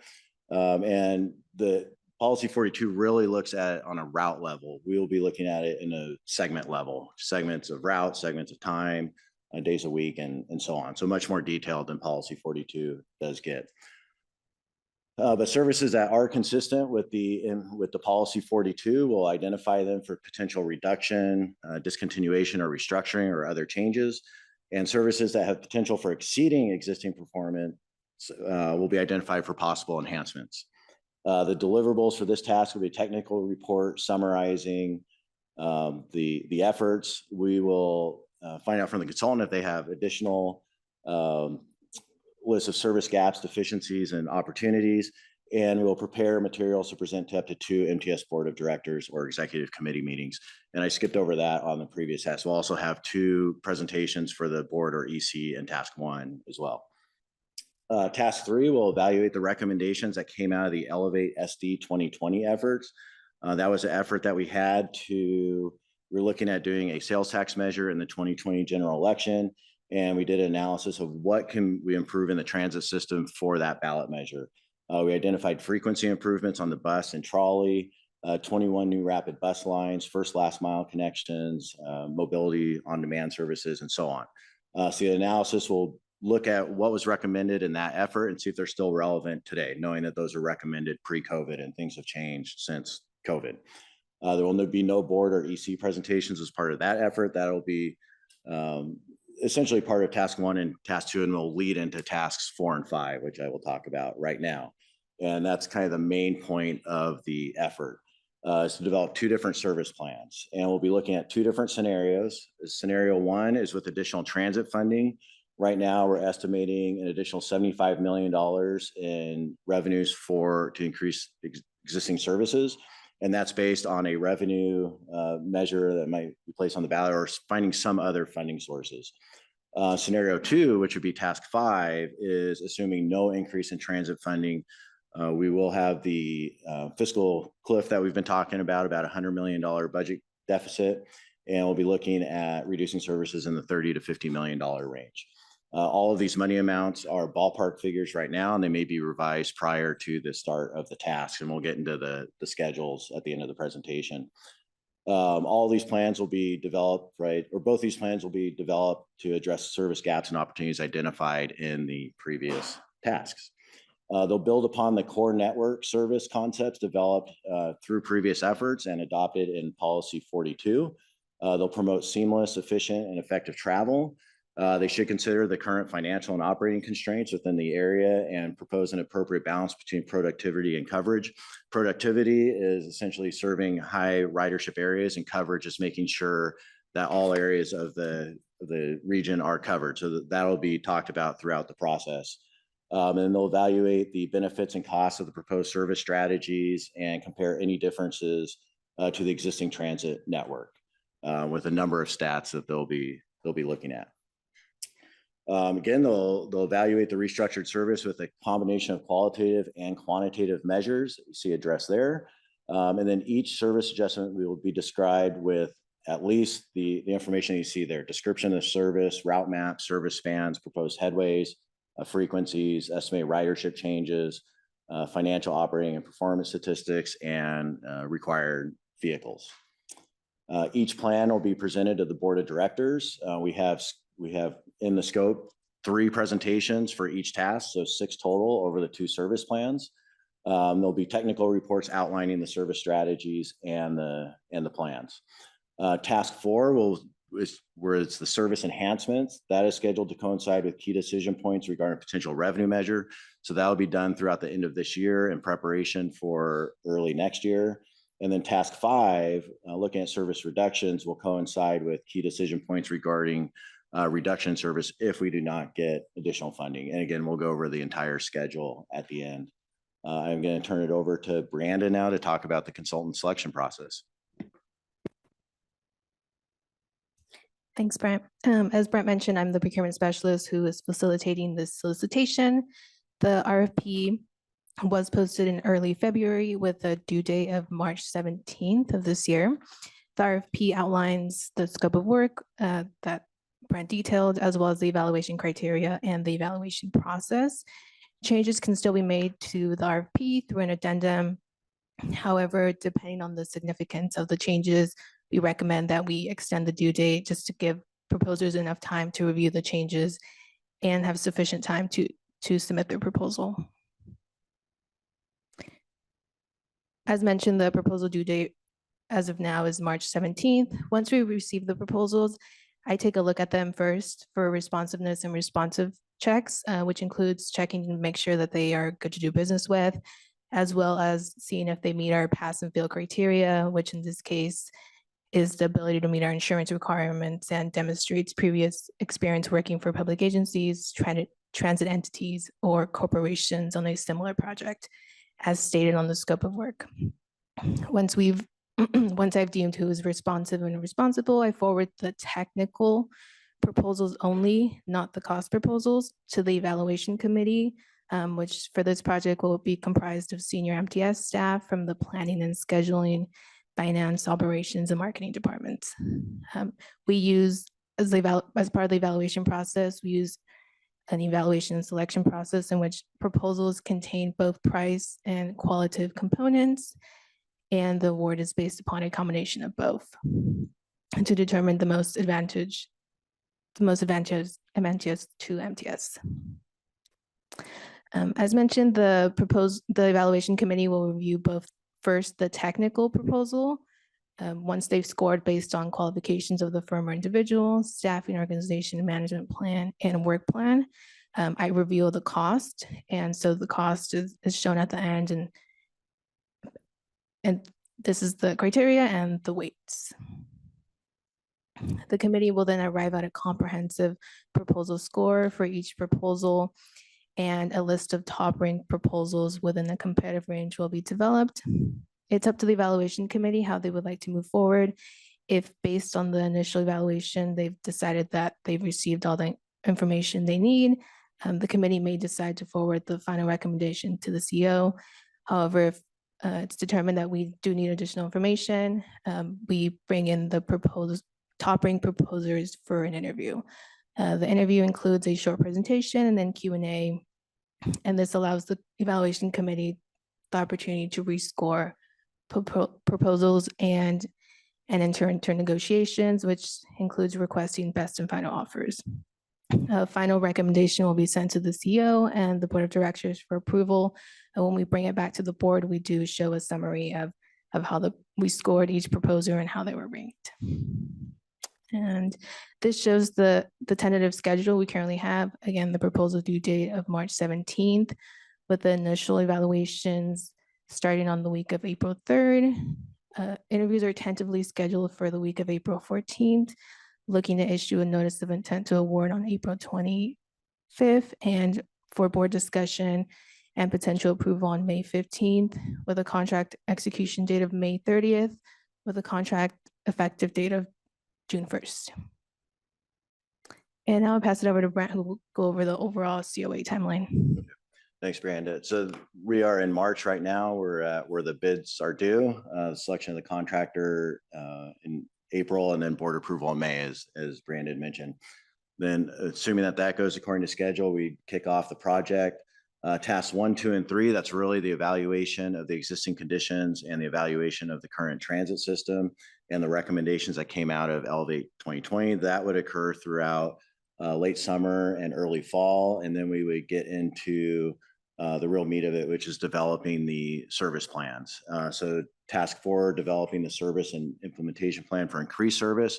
That's assuming that we're going to get additional revenues. That would occur over fall and conclude by the beginning of next year, where we're going to have key decision points about going for additional funding.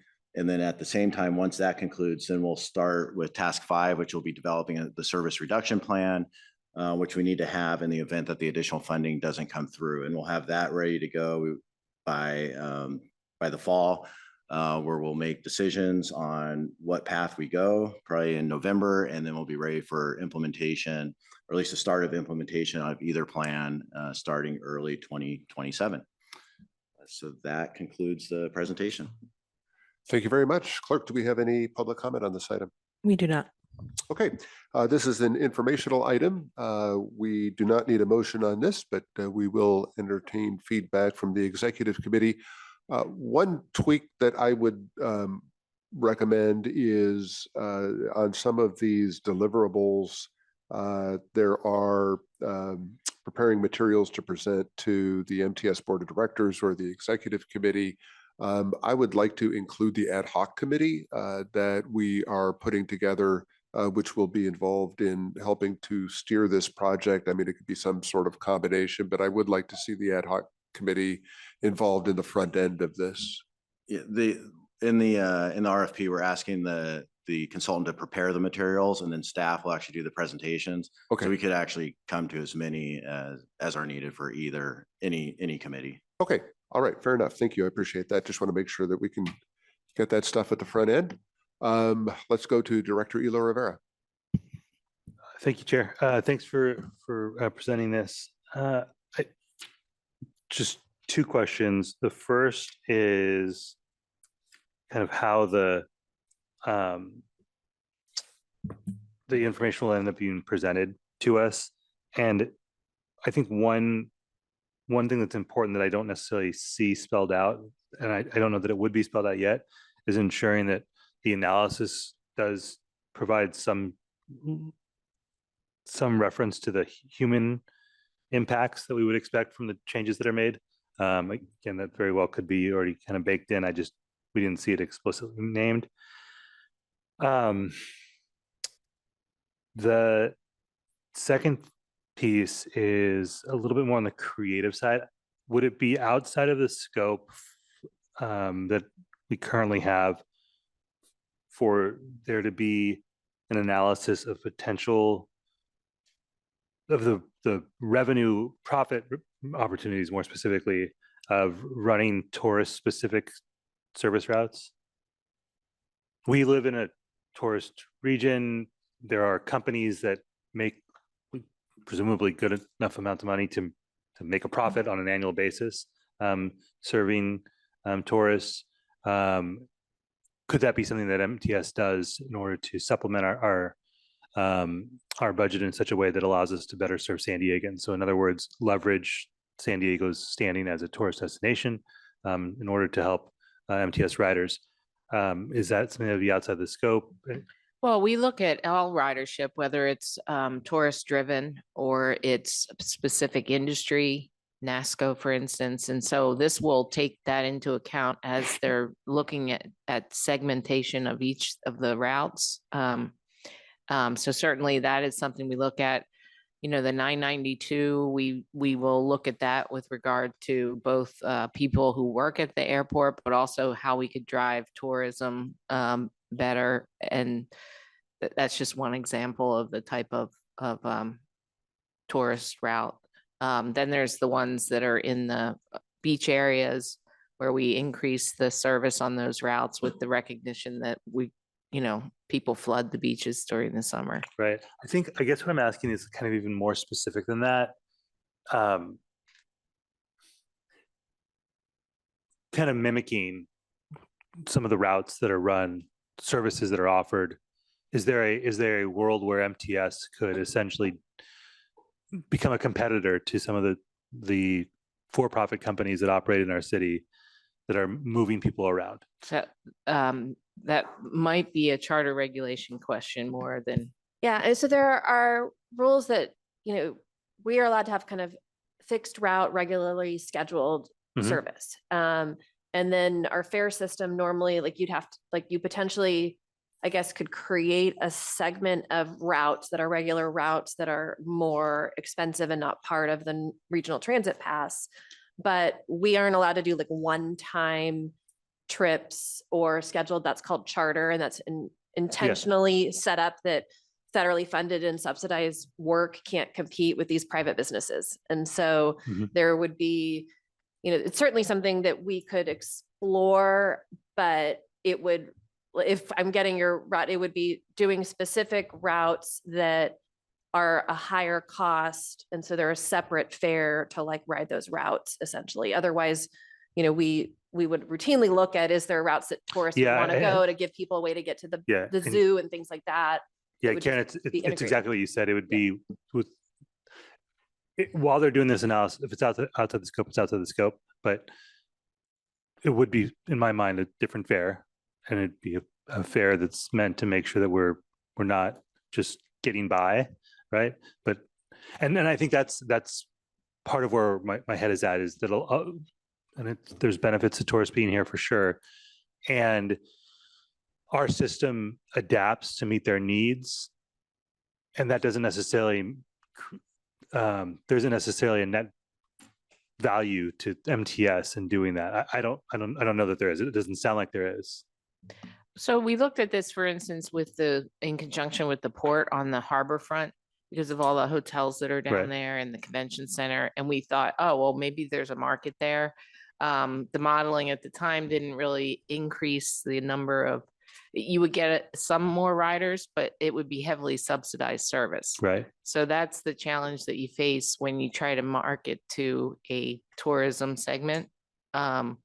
You don't have a constant flow of people, and so it ends up becoming more of a drain. Yeah, and so that's exactly what I'm getting at. Is so rather than routes where we're subsidizing tourists, are there ways to replicate routes that are being run not as a charter, but regularly by for-profit companies that could become a positive on the MTS budget rather than a negative? It's too complex. If it's outside the scope, I totally understand that. I'm just trying to make sure that we're thinking about ways to make the benefits of this city, the assets that we have, its beauty, its place as a tourist destination, work better for the residents of the community. And again, this is just an idea. But if there are other agencies throughout the country that are doing this, it would be good to know, because we have a lot going for us as a region, and I want to make sure we're leveraging that for the benefits of our residents. Yeah, I don't think that we need to do any changes to the COA scope to accommodate that. I think that we can look at and see what questions are something that they might look at, but it's also something that staff can separately research kind of in companion with this analysis, so that if we see models in other areas that we want them to look at, like that's part of that iterative process. Okay. Thank you. And we did spell out in task 1 the existing conditions to identify tourists as a major market here, so they will be in there. Yeah, and I guess where I want to make sure we're kind of drawing the distinction. We want to. I want to make sure that MTS is continuing to serve tourists. There's benefits, broad benefits to getting tourists into the MTS system rather than renting cars and calling for lifts and Ubers, and making sure that we're doing what we can to leverage our place as a prime tourist destination to the benefit of our residents, which is different than us modifying subsidized routes to be more convenient to tourists. I don't know that I think we can do both. Generally speaking, we can do both. There might be legal reasons why it doesn't make sense. Maybe it doesn't actually make sense when you start to do the math. But I want to kind of separate out those two concepts of just like tourists operating within the system that we already have, which should be, in my opinion, to primarily benefit the residents of San Diego, since it's the residents of San Diego who are investing in that system primarily. Anyway, thank you. I appreciate the response, everyone. Thank you, Director Ela Rivera. Director Hall. So I think what he's trying to say is that we need a rapid bus just to go from downtown to, maybe not even SeaWorld, but downtown to SeaWorld and then maybe the beach, or downtown to the zoo and then maybe somewhere is that kind of what you're talking about? So if I, just to kind of say what, even be more explicit, charter and all that aside, right? If we weren't operating under the confines that we have to, what I might do is look at routes that are being run by for-profit tourist companies that are moving people around in buses or, trolleys that aren't actually trolleys, buses called trolleys, and say, can MTS make a profit by running the same route? Yeah, I didn't want to call that particular one out. Yeah. Next thing you know, we'll be picketed. Yeah. I mean, they can pick at me, that's fine. But I want to, again, to me, it's about leveraging tourism to the benefit of San Diego residents. And that's where my head at it. And maybe that means a rapid route. Maybe that means that we have routes that are replicating those that have proven to be successful as tourist specific routes. Again, just look from the outside looking in, they managed to have profitable businesses on a year in, year out basis. And that profit could then be flowing back into our general fund to provide services to our riders, theoretically. But that's all theory, and that's why the analysis would be helpful, so that it either moves from Sean's crazy theory to something that actually works or doesn't. Thank you. Vice Chair Goebel. Thank you, Chair. This is an operational analysis. Is there an element of aspirational analysis, things that we think might be opportunities that we're not taking advantage of today? Specifically, can we go back to slide 7? At the end of the second bullet point, it says assess existing and future transit demand and travel patterns for each market. And where I'm going with this specifically is the military. In the same way that Director Ela Rivera is talking about tourist things, I had the pleasure last year about this time to tour every military installation in the county and see their transportation demands.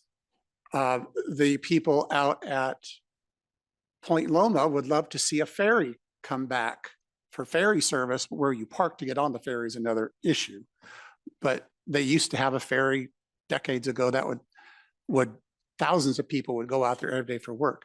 At the same time, you have 20,000 people or so going into the front gate at 32nd Street. And so my question is, aspirationally, even though we don't serve the military bases today as much as maybe we could in the future, is that part of this analysis, the aspirational part? Definitely. It'll definitely be part of looking at, especially task 4, where we'd have additional funding to expand services.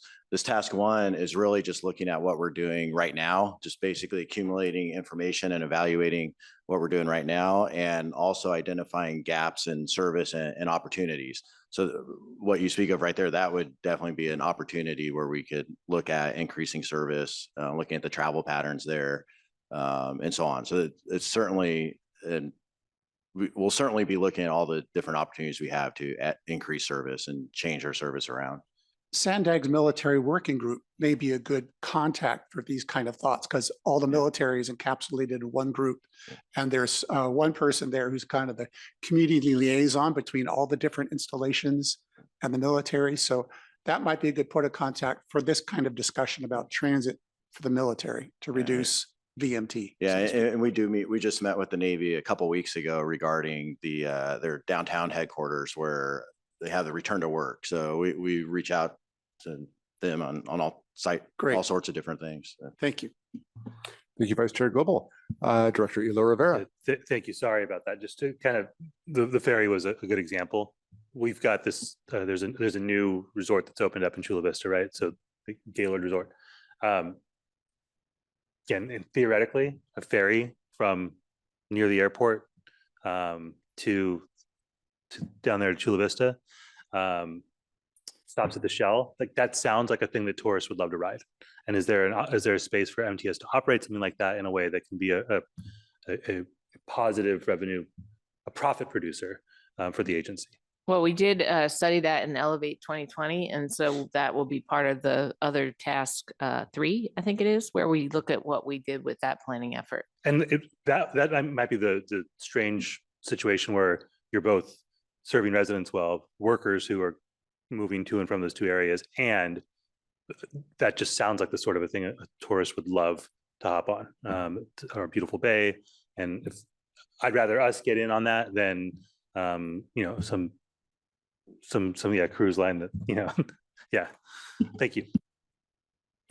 The Gaylord property in the Washington DC area has a shuttle system. It's operated, I think, by the city of Old Town, or maybe it's private, but they do go back and forth from Old Town Alexandria over to that property. I feel like the bay has always been underutilized for public transportation. It just has a lot of things happening on it that conflict. All right, good discussion. Thank you very much for the presentation. All right, we'll move on to item 8. That is the review of the draft agenda for next week's board meeting. If there are any questions about it, we do have a packed agenda. Seeing none, do we have any staff or committee member communications? Vice Chair Goebel. Thank you, Chair. We had a great event yesterday down at E Street Transit Station.